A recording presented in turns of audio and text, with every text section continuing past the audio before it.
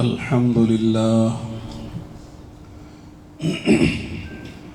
الحمد لله نحمده ونستعينه ونستغفره ونؤمن به ونتوكل عليه ونعوذ بالله من شرور أنفسنا ومن سيئات أعمالنا من يهده الله فلا مضل له ومن يضلل فلا هادي له ونشهد أن لا إله إلا الله وحده لا شريك له ونشهد أن سيدنا وشفيعنا وحبيبنا محمدا عبده ورسوله صلى الله عليه وعلى آله وأصحابه وبارك وسلم تسليما كثيرا كثيرا. أما بعد فأعوذ بالله من الشيطان الرجيم وسارعوا إلى مغفرة من ربكم وجنة عرضها السماوات والأرض أعدت للمتقين الذين ينفقون في السراء والضراء والكاظمين الغيظ والعافين من الناس والله يحب المحسنين. وعن أبي هريرة رضي الله تعالى عنه قال قال رسول الله صلى الله عليه وسلم بادروا بالأعمال سبعا هل تنتظرون إلا فقرا منسيا أو غنى مطغيا أو مرضا مفسدا أو هرما مفندا أو موتا مجهزا أو الدجال فشر غائب ينتظر أو الساعة فالساعة أدهى وأمر. وعن علي رضي الله تعالى عنه قال قال رسول الله صلى الله عليه وسلم إذا كان ليلة النصف من شعبان وقوموا ليلها وصوموا نهارها فإن الله تعالى ينزل فيها لغروب الشمس إلى السماء الدنيا ويقول هل من مستغفر فأغفر له هل من مسترزق فأرزقه هل من مبتلى فأعافيه ألا كذا ألا كذا حتى يطلع الفجر أو كما قال رسول الله صلى الله عليه وسلم. دوستو، بزرگوں اور بھائیوں، آج کی جو رات ہے جس کو ہم شب برات کے نام سے جانتے ہیں، اس رات کی بڑی فضیلت ہے. اگرچہ کہ بعض علماء نے یہ کہا ہے کہ اس رات کی کوئی فضیلت نہیں ہے، اس لیے کہ اس رات کی فضیلت کے سلسلے میں جو احادیث آئی ہیں حدیث کی کتابوں میں، وہ تقریباً سبھی ضعیف ہیں، اور ضعیف روایتوں سے کوئی عمل ثابت نہیں ہوتا ہے. یہ کہہ کر بعض حضرات نے کہہ دیا ہے کہ یہ رات کی کوئی خاص فضیلت نہیں ہے، لیکن جمہور علماء، جمہور کے معنی علماء کی اکثریت، زیادہ علماء، وہ یہ کہتے ہیں کہ اس رات کی فضیلت ہے. یہ بات اپنی جگہ ہے کہ اس رات کی فضیلت میں جو احادیث مروی ہیں وہ اگرچہ کہ ضعیف ہیں، لیکن یہ ایک حدیث نہیں ہے، متعدد حدیثیں ہیں، بہت زیادہ حدیثیں ہیں. اور تقریباً 10 صحابہ سے اس رات کی فضیلت کے سلسلے میں حدیثیں آئی ہیں۔ لہذا اگر کوئی حدیث ضعیف ہو سند کے اعتبار سے، لیکن اگر اس کے کئی سندیں ہوں اور کئی جو ہے اس کے طرق ہوں اور متعدد سندوں سے وہ چیز مروی ہو، تو وہ چیز صحیح، وہ چیز ضعف سے نکل کر، کمزوری سے نکل کر حسن کے درجے کو پہنچ جاتی ہے، حسن لغیرہ ہو جاتی ہے۔ اس لیے اس کو حدیث قابل استدلال ہو جاتی ہے۔ اگر ایک ہی حدیث ہوتی وہ ضعیف ہوتی تو اس سے استدلال نہیں کر سکتے، لیکن جب کئی حدیثیں آتی ہیں وہ سب مل جاتی ہیں تو وہ حدیث قوی ہو جاتی ہے اور وہ استدلال کے لائق ہو جاتی ہے۔ اسی لیے خیر القرون میں صحابہ کا زمانہ، تابعین کا زمانہ اور تبع تابعین کا زمانہ یہ خیر القرون کہلاتا ہے۔ خیر القرون قرنی ثم الذین یلونہم ثم الذین یلونہم۔ آپ نے فرمایا کہ بہترین زمانہ میرا ہے اور اس زمانے سے ملا ہوا میرے صحابہ کا زمانہ ہے، اور پھر تابعین کا زمانہ، تبع تابعین کا زمانہ، یہ 3 زمانے ہیں۔ حضور کا اور صحابہ کا زمانہ تو ایک ہے، پھر تابعین کا زمانہ ہے، پھر تبع تابعین کا زمانہ ہے۔ یہ تینوں زمانے خیر القرون کہلاتے ہیں۔ قرن کے معنی زمانہ یا صدی، تو بہترین صدیاں ہیں، بہترین زمانہ ہے۔ چنانچہ صحابہ کے زمانے میں، تابعین کے زمانے میں اور تبع تابعین کے زمانے میں، اور پھر اس وقت سے لے کر آج تک ہر دور میں، ہر زمانے میں، ہر ملک میں جتنے بھی اہل اللہ ہیں، علماء ربانیین ہیں، وہ سب جو ہے اس رات کو جاگتے ہوئے، عبادت کرتے ہوئے، اس کی فضیلت کو بیان کرتے ہوئے آئے ہیں۔ اس رات کی ترغیب، جاگنے کی ترغیب دیتے ہوئے آئے ہیں۔ اس لیے یہ کہنا کہ صاحب اس رات کی کوئی فضیلت نہیں ہے، یہ بات زیادہ صحیح نہیں ہے۔ اسی لیے امت میں یہ دستور ہے، امت کا یہ تعامل ہے کہ ہر زمانے میں الحمدللہ شعبان کی 15ویں شب لوگ جاگتے ہیں، عبادت کرتے ہیں، کرنا چاہیے۔ اس رات کی فضیلت کا استحضار ہونا چاہیے۔ اس رات سے پہلے شعبان کا مہینہ خود فضیلت کا مہینہ ہے۔ اللہ کے نبی علیہ السلام نے شعبان کے مہینے کے بارے میں فرمایا، شعبان و شہری، شعبان میرا مہینہ ہے۔ یہ جو نسبت ہے میرا مہینہ، اس کو کہتے ہیں یہ تشریفی نسبت ہے، شرافت و کرامت کو بیان کرنے کے لیے۔ جیسے آپ نے حضرت سلمان کے بارے میں فرمایا کہ سلمان منا اہل البیت، سلمان میرے گھر کا آدمی ہے۔ اگرچہ کہ سلمان رضی اللہ عنہ جو ہے وہ مکے کے ہیں، نہ مدینے کے ہیں، نہ قریشی ہیں، نہ ہاشمی ہیں، بلکہ نہ عربی ہیں، وہ تو عجمی ہیں، فارس سے آئے تھے۔ لیکن اللہ کے نبی علیہ السلام نے ایک موقع پر خوش ہو کر ان سے فرمایا تھا کہ سلمان نہ مہاجرین میں نہ انصار میں، اس لیے کہ انصار و مہاجرین کہہ رہے تھے کہ سلمان ہمارے مہاجرین میں سے ہیں، انصار کہتے تھے کہ سلمان ہمارے انصار میں سے ہیں۔ تو اللہ کے نبی السلام نے فرمایا کہ نہ سلمان فارسی نہ وہ انصار میں ہیں نہ مہاجرین میں ہیں، بلکہ میرے گھر کا ایک فرد ہے۔ سلمان من اہل البیت، سلمان ہمارا ہے اور ہمارے گھر کا ایک فرد ہے۔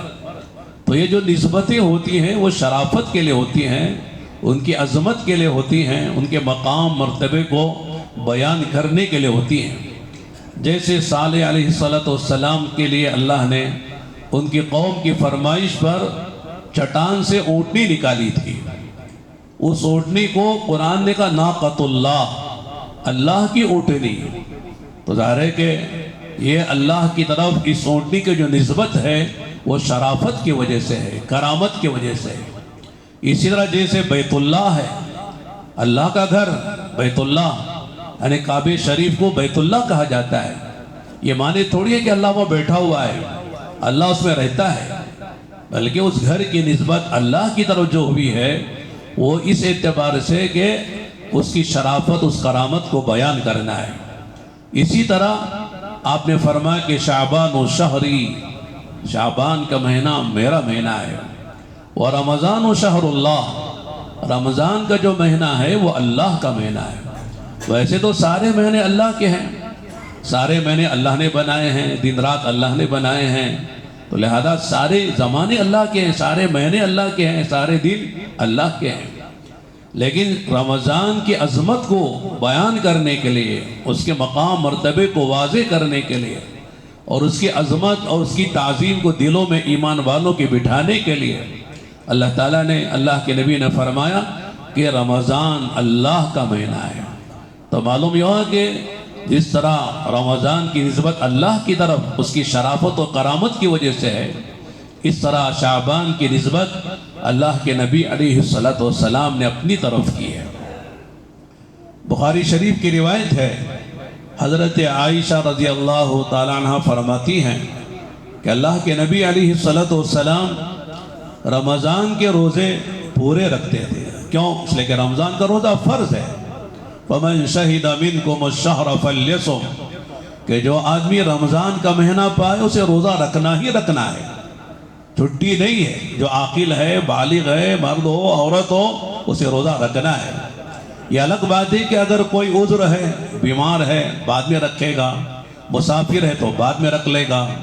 یہ کوئی عورت ہے، بچے کو دودھ پلاتی ہے، روزہ رکھنا مشکل ہے، بعد میں رکھ لے گی۔ کوئی عورت ہے حمل سے ہے، روزہ نہیں رکھ سکتی، بعد میں رکھ لے گی۔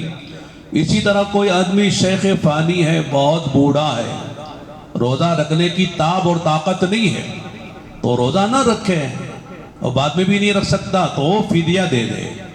لیکن جو آدمی روزہ رکھ سکتا ہے، روزہ رکھنا پڑے گا۔ عذر کی وجہ سے روزہ نہیں رکھ سکتا ہے تو اسے بعد میں رکھنا ضروری ہے۔ تو فَمَنْ شَهِدَ مِنْكُمُ الشَّهْرَ فَلْيَصُمْ، کہ جو آدمی رمضان کا مہینہ پائے اسے روزہ رکھنا چاہیے۔ روزہ ہر حال میں رکھنا، روزہ ارکان اسلام میں سے ہے۔ آپ رمضان کے پورے مہینے کے روزے رکھتے تھے، اور اس کے علاوہ نفلی روزے آپ ایام 20 کے رکھتے تھے۔ ایام 20 کے معنی چاند کی تاریخوں کے 13، 14، 15، ہر مہینے میں چاند کی جو تاریخیں 13، 14، 15 ہوتی ہیں اس کو ایام 20 کہتے ہیں۔ ایام 20 کے اللہ کے نبی روزے رکھتے تھے۔ اسی طرح ہر ہفتے میں پیر اور جمعرات کا روزہ آپ اہتمام سے رکھتے تھے، اور عاشورے کا روزہ آپ رکھتے تھے۔ اسی طرح جو ہے ذی الحج کی 9 تاریخ کو، یعنی جو عرفہ کا دن ہوتا ہے، اس میں آپ روزہ رکھتے تھے۔ اس شوال کے 6 روزے آپ رکھتے تھے۔ لیکن کسی مہینے کے رمضان کے علاوہ پورے مہینے کے یا اس مہینے کے اکثر دنوں کے روزے آپ نہیں رکھتے تھے۔ ہاں، شعبان کے مہینے کے بارے میں فرماتی ہیں کہ شعبان کے مہینے کے اکثر روزے آپ رکھتے تھے، بلکہ یہ ایک آدھ دن چھوڑ کر 28، 29، 30 جو شعبان کے آخری دن ہیں اسے چھوڑ کر باقی سارے شعبان میں آپ روزہ رکھتے تھے۔ ہماری طرح نہیں کہ شعبان کا 15ویں دن کا ایک روزہ رکھ لیا اور چھٹی منا لی کہ ہم نے بھی ایک روزہ رکھ لیا ہے، بلکہ آپ شعبان کے مہینے میں اکثر دن روزہ رکھتے تھے، 2-1 دن آخر میں چھوڑ کر سارے دن سارے مہینے کے روزے رکھتے تھے۔ چنانچہ دوسری حدیث میں ہے، حضرت اسامہ بن زید، اللہ کے نبی علیہ السلام کے یہ منہ بولے بیٹے حضرت زید ہیں، ان کے بیٹے اسامہ ہیں، دونوں اللہ کے نبی کے چہیتے تھے، حضرت زید بھی حضرت اسامہ بھی۔ چنانچہ حضرت اسامہ فرماتے ہیں کہ اللہ کے نبی علیہ السلام سے کسی نے پوچھا کہ اللہ کے نبی کیا بات ہے کہ آپ شعبان کے مہینے کے اکثر روزے رکھتے ہیں، شعبان کے مہینے میں تقریباً پورے مہینے کے روزے رکھتے ہیں، کیا خصوصیت ہے؟ تو آپ نے ایک بات یہ فرمائی کہ دیکھو اصل مسئلہ یہ ہے کہ سال بھر بندہ جو اعمال کرتا ہے اچھے یا برے، وہ سارے اعمال اللہ کے ہاں شعبان کے مہینے میں پیش ہوتے ہیں۔ لہذا میرا جی چاہتا ہے کہ جب اللہ تعالیٰ کے پاس میرے اعمال پیش ہوں تو میں روزے کی حالت میں ہوں، اس لیے میں روزے زیادہ رکھتا ہوں۔ تو معلوم یہ ہوا کہ شعبان کے مہینے میں بندے کے جو بھی اعمال خیر یا شر کے، اچھے یا برے، صالحہ غیر صالحہ، جو بھی اعمال بندہ کرتا ہے وہ سارے اعمال اللہ کے دربار میں شعبان کے مہینے میں پیش ہوتے ہیں۔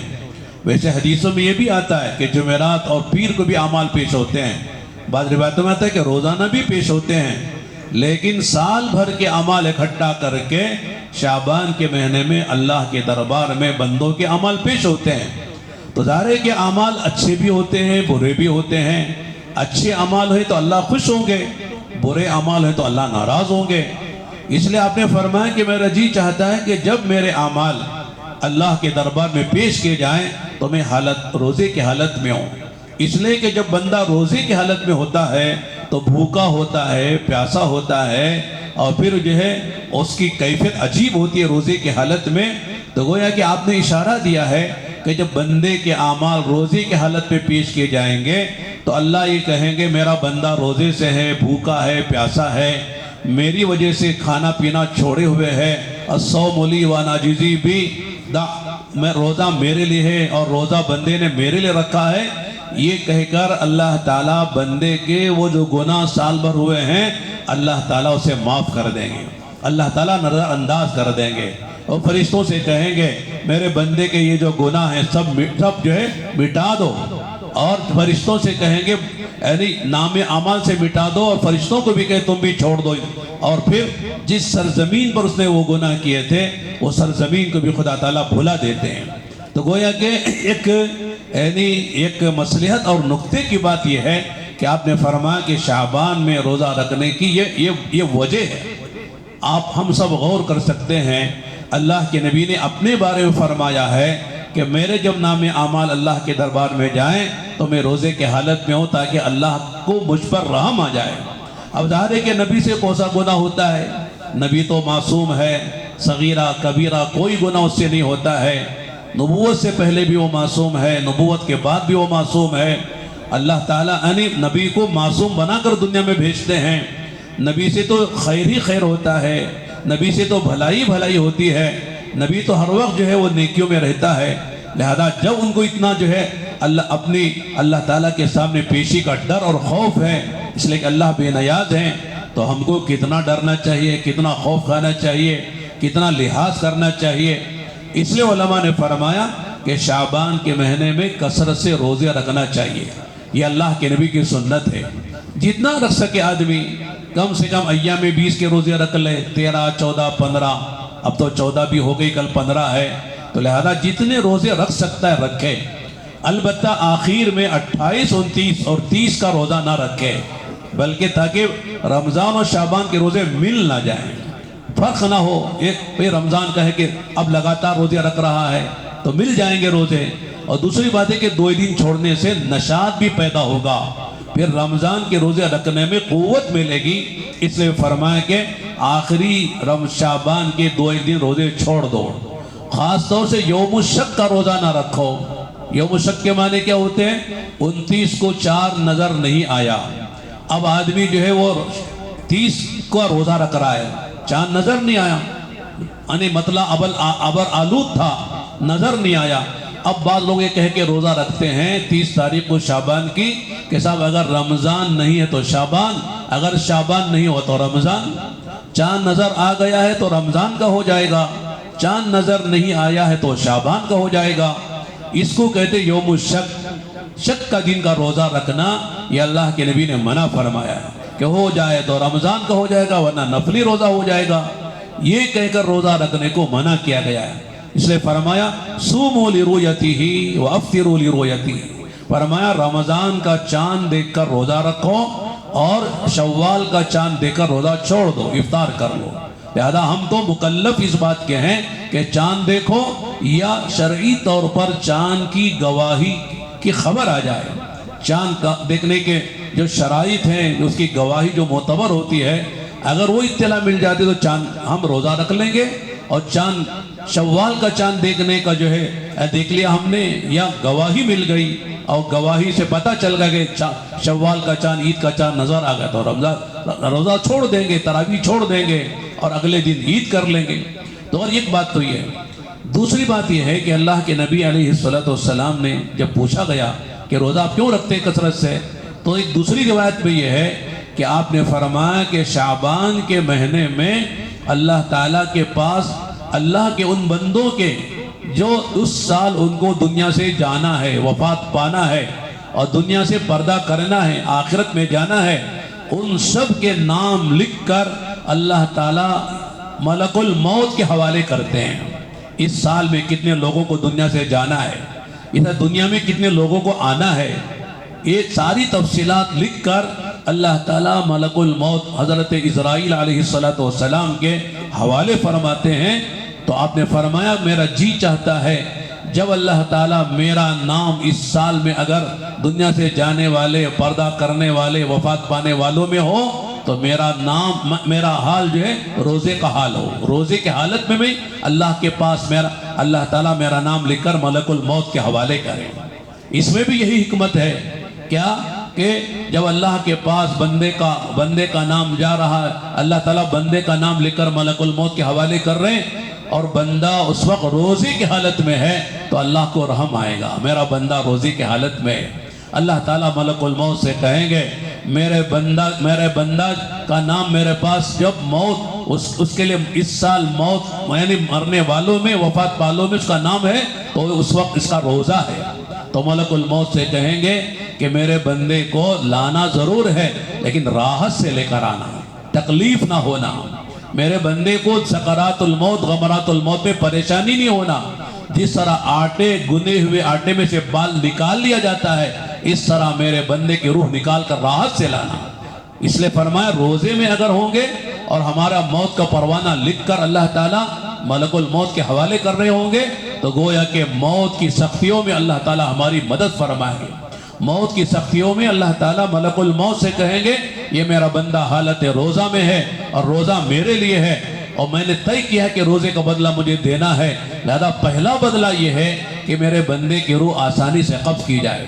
تو اس لیے فرمایا کہ شعبان کے مہینے میں کثرت سے روزہ رکھنا چاہیے، اور شعبان کا جو مہینہ ہے یوں سمجھیے کہ وہ رمضان کی رحل سہل ہے، رمضان کی تیاری ہے، رمضان کے لیے آدمی گویا مشق کر رہا ہے۔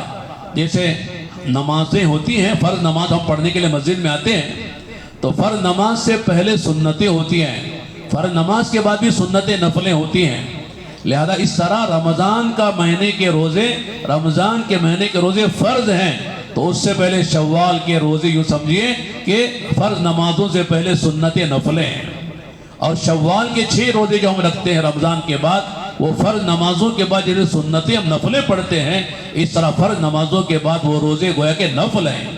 لہذا ہر آدمی کا تجربہ ہے، ایک آدمی وہ ہے جو ماشاءاللہ مسجد میں اذان کے ساتھ آتا ہے، اذان سے پہلے آ جاتا ہے، آگے آرام سے جو سنتیں ہیں یا تحیت المسجد ہے وہ پڑھتا ہے، تحیت الوضو پڑھتا ہے، اور جو سنتیں ہیں وہ ادا کرتا ہے اطمینان سے اور انتظار کے ساتھ فرض نماز میں کھڑا ہوتا ہے تو اس کی نماز کی کیفیت الگ ہوتی ہے۔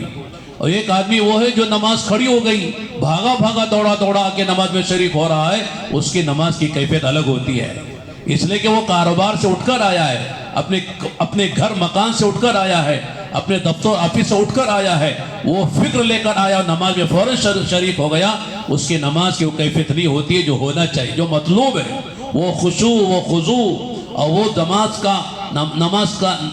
کا استحضار جو ہونا ہے مطلوب ہے وہ حاصل نہیں ہوتا ہے۔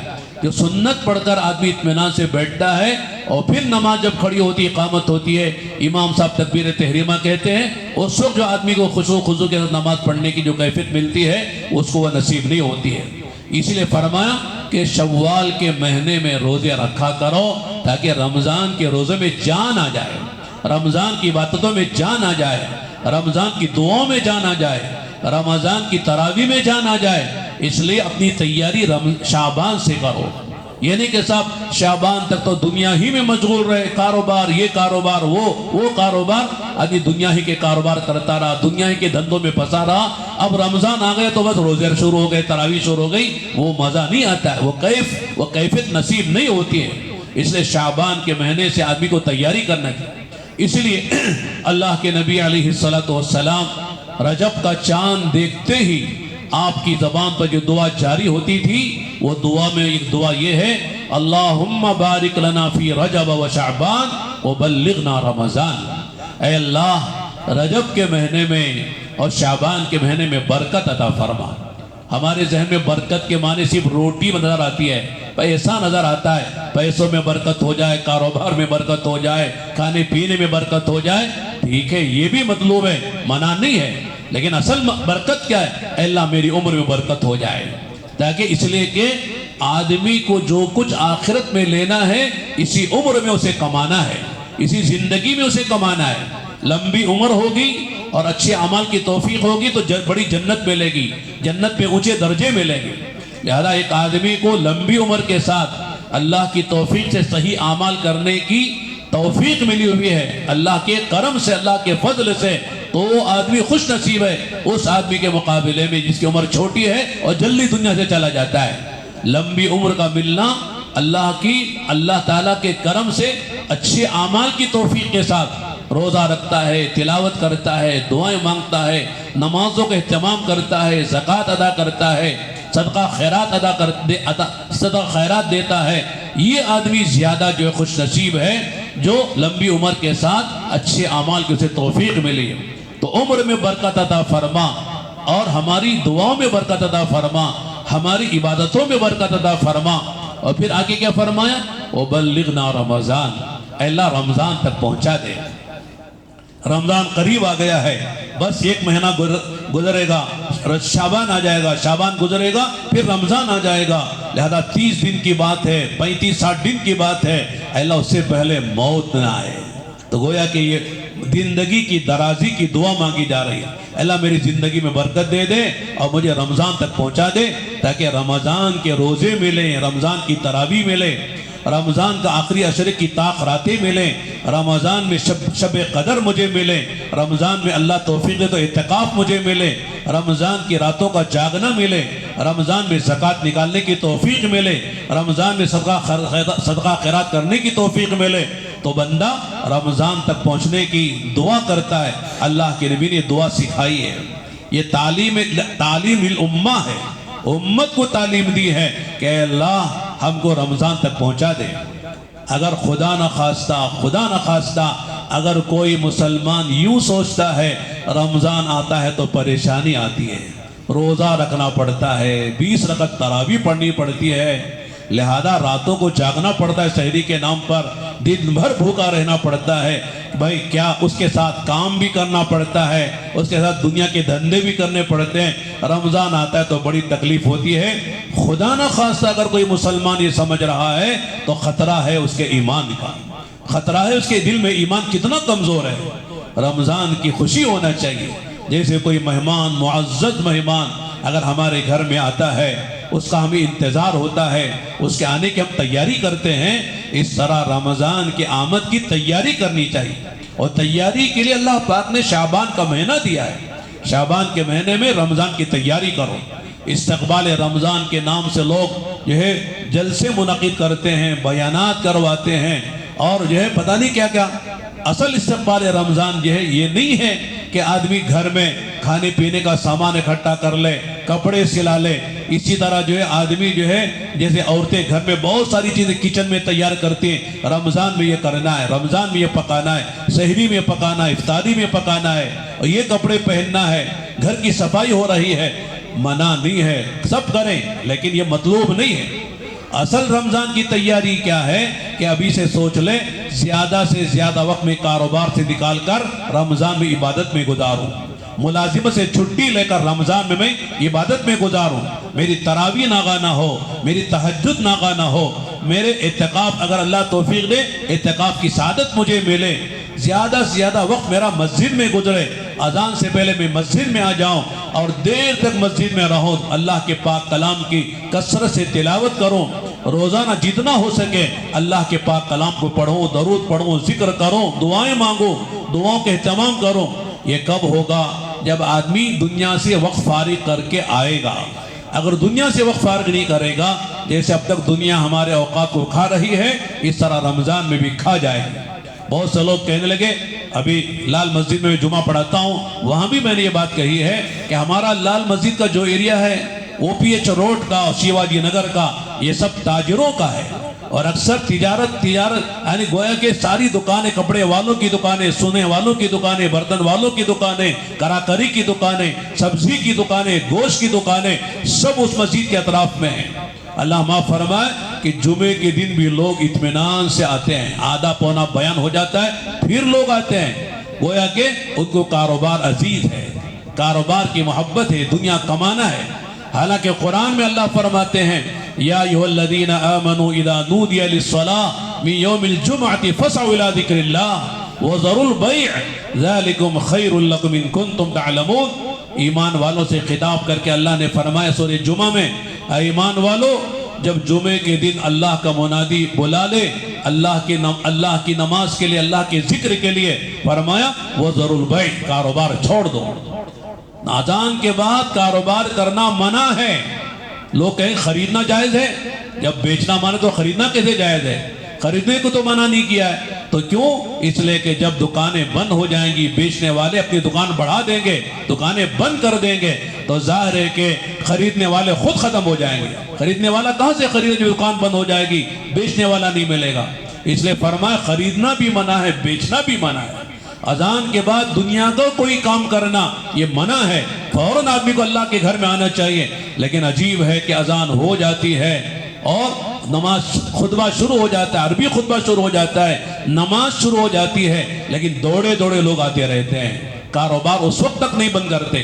تو مگر میرے دوستو، یہ دنیا کی محبت کی وجہ سے آدمی جو ہے اپنے دین کو، یعنی اپنے جن مہینوں میں اور جن ایام میں اور جن راتوں میں آدمی کو آخرت بنانی چاہیے تھی، اس میں بھی دنیا بنانے میں لگا ہوا ہے۔ دنیا اتنی اندر گھس گئی ہے، اسی لیے آقا نے فرمایا حب الدنیا رأس کل خطیہ، دنیا کی محبت ساری برائیوں کی جڑ بنیاد ہے۔ ہم دنیا میں جو آئے ہیں وہ دنیا بنانے، کمانے کے، جمع کرنے کے لیے نہیں آئے ہیں۔ دنیا میں آنے کا مقصد آخرت بنانا ہے، جنت کی تیاری کے لیے آئے ہیں۔ اللہ کے نبی نے حدیث میں فرمایا ان الدنیا خلقت لکم وانکم خلقتم للآخرہ، اللہ پاک نے ساری دنیا کو تمہارے لیے بنایا، استعمال کرو، منع نہیں ہے، لیکن تم کو اللہ نے آخرت کے لیے بنایا ہے۔ آخرت کو سامنے رکھ کر دنیا میں جیو، کھاؤ پیو، شادی کرو، کپڑے پہنو، مکان بناؤ، سواری خریدو، منع نہیں ہے، لیکن اس کو مقصد نہ بنانا۔ مقصد تمہارا آخرت ہے، تمہارا ہر عمل آخرت کو بنانے کے لیے ہونا چاہیے۔ اس نے فرمایا، جو حدیث میں نے آپ کے سامنے پڑھی، اللہ کے نبی السلام نے اس میں فرمایا ہے کہ بادروا بالاعمال سبعا، 7 چیزوں سے پہلے عمل کی تیاری جلدی کرو، سبقت کرو، ایک دوسرے سے آگے بڑھو۔ وہ کیا ہے؟ هل تنتظرون الا فقرا منسیا، فرماتے آج اللہ نے کھاتا پیتا بنایا ہے، زندگی اللہ نے سہولت دی ہے، کسی کے محتاج نہیں ہو، مانگنے والے نہیں ہو، دینے والے اللہ نے بنایا ہے۔ تو لہذا یہ نہ سمجھو کہ یہ مال ہمیشہ باقی رہے گا، یہ دولت ہمیشہ باقی رہے گی۔ ہو سکتا ہے کوئی ایسا فقر و فاقہ آئے گا کہ فرمایا فقر و فاقہ تمہیں اللہ سے دور کر دے گا، بھلا دے گا، یہاں تک کہ آدمی فقر و فاقے کی وجہ سے اپنے دین کا سودا کرے گا۔ کاد الفقر یکون کفرا، حدیث میں آتا ہے فقر و فاقہ قریب ہے کہ آدمی کو کفر تک پہنچا دے گا۔ آج بہت سے لوگ جو ایمان چھوڑ رہے ہیں وہ فقر فاقوں کی وجہ سے ہے کہ لوگ باطل والے اور جو باطل مذہب والے وہ جاتے ہیں کہ آپ کا مکان بنا دیں گے، آپ کی بیٹی کی شادی کر دیں گے، آپ کے بچوں کی تعلیم کا نظام کر دیں گے، آپ کا فلاں کام کر دیں گے، آپ عیسائی ہو جاؤ، آپ فلاں مذہب کو قبول کر لو، تو لوگ ایمان کو چھوڑ کر عیسائی بن جاتے ہیں۔ کیوں؟ ہمارا مکان بن رہا ہے، ہماری بچی کی شادی ہو رہی ہے، ہمارے بچے کی تعلیم کا مسئلہ حل ہو رہا ہے، ہمارے گھر کے بیمار کی دوا دارو کا مسئلہ حل ہو رہا ہے۔ تو دنیا کے مسئلے کو حل کرنے کے لیے اپنے فقر و فاقہ کی وجہ سے آدمی دین کو چھوڑ دیتا ہے۔ تو هل تنتظرون الا فقرا منسیا او غنى مطغیا، فرماتے آج درمیانی چال چل رہے ہو سکتا ہے اللہ تعالیٰ مال کی ریل پیل کر دے، مال کی فراوانی کر دے، اور وہ مال تمہارے اندر سرکشی پیدا کر دے، بغاوت پیدا کر دے، اللہ کی نافرمانی پر اتر آ جاؤ، اس مال کے ذریعے سے تم اللہ کو ناراض کر لو۔ شادی بیاہ میں اور دیگر چیزوں میں جو اللہ ناراض ہوتے وہاں مال خرچ کرو، کوئی زکوٰۃ مانگے تو منہ چڑھاؤ، اور کہو صاحب تمہارے ہم نے اپنے ہاتھوں پیر کی محنت سے کمایا، تم کون مانگنے والے؟ تو آدمی جب مال آتا ہے سرکش ہو جاتا ہے، مغرور ہو جاتا ہے، نشے میں اتر جاتا ہے۔ اس ایسے مالداری کے آنے سے پہلے اعمال کر لو۔ او مرضم مفتیدہ، یا آج صحت ہے، اللہ نے صحت دی ہے، ہر طرح نماز بیٹھ کے پڑھ سکتے ہو، چل کر مسجد تک آ سکتے ہو، حج کر سکتے ہو، عمرہ کر سکتے ہو، رمضان کا عمرہ کر سکتے ہو، حج کر سکتے ہو، بیٹھ کر گھنٹوں تلاوت کر سکتے ہو، لیکن کوئی بیماری کبھی ایسی صحت باقی رہنا ضروری نہیں ہے، بیماری آ سکتی ہے۔ اس بیماری میں آدمی یہاں تک کہ مسجد میں نچل کر نہیں آ سکتا ہے۔ آدمی مسجد میں آتا ہے تو سجدہ زمین پر کرنے کے لائق نہیں رہتا ہے، آدمی کو نیچے بیٹھ کر نماز پڑھنا مشکل ہو جاتا ہے، ایسی بیماریاں آ سکتی ہیں۔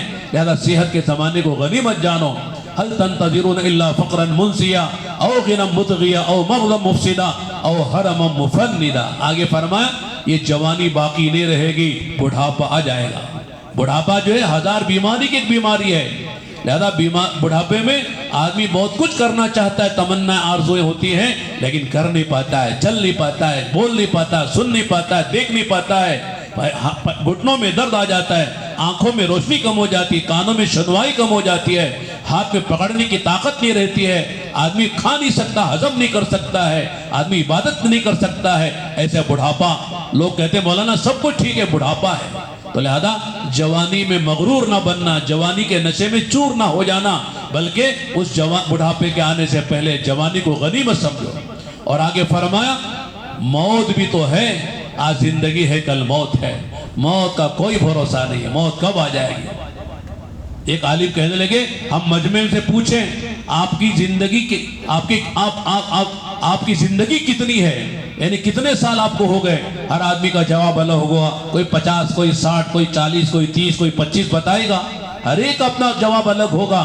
لیکن اگر سب سے پوچھا جائے دوسرا سوال کہ بھئی آپ کی زندگی باقی کتنی ہے، تو ایک آدمی بھی جواب نہیں دے گا، سب کا جواب ایک ہوگا، اللہ جانتے کتنا باقی ہے، کتنی باقی کوئی نہیں بتا سکے گا، اس لئے کہ اللہ ہی کو معلوم ہے۔ وَمَا تَدْرِي نَفْسٌ بِأَيِّ أَرْضٍ تَمُوتُ، کسی آدمی کو پتہ نہیں ہے کہ اس کی موت کب آئے گی، کس حال میں اس کی موت آئے گی، کسی کو پتہ نہیں ہے۔ یہ نہیں کہ سب بوڑھے ہو کر ہی مریں گے، یا بیمار ہو کر ہی مریں گے، یا ہاسپٹل ہی میں جا کے مریں گے، یہ کوئی مسئلہ نہیں ہے، پتہ نہیں کب موت آئے گی، وہ اللہ ہی جانتے ہیں۔ جوانی میں بھی آئے گی، بڑھاپے بھی آ سکتی ہے، سفر میں آ سکتی ہے، حضر میں آ سکتی ہے، بیمار ہو کر بھی آ سکتی ہے، اچانک بھی آ سکتی ہے۔ بھئی کیا ہوا؟ کچھ نہیں تھے، اچھے تھے، اچانک ہارٹ فیل ہو گیا۔ ایک صاحب سنا رہے تھے، ایک جنازے کا اعلان ہوا کہ فلاں صاحب کا انتقال ظہر میں ہو گیا، مغرب میں جنازہ آئے گا۔ چنانچہ مغرب میں جنازہ ایک کے بجائے 2 جنازے آئے۔ پوچھنے والے نے پوچھا ایک کا اعلان تھا 2 جنازے، وہ کس کا جنازہ ہے؟ تو بتانے والوں نے جس آدمی نے اعلان کیا تھا کہ ظہر میں ایک انتقال ہوگا، مغرب میں جنازہ آنے والا ہے، اس اعلان کرنے والے کا دوسرا جنازہ ہے۔ اعلان کرنے والے کا بھی جنازہ ساتھ آ گیا۔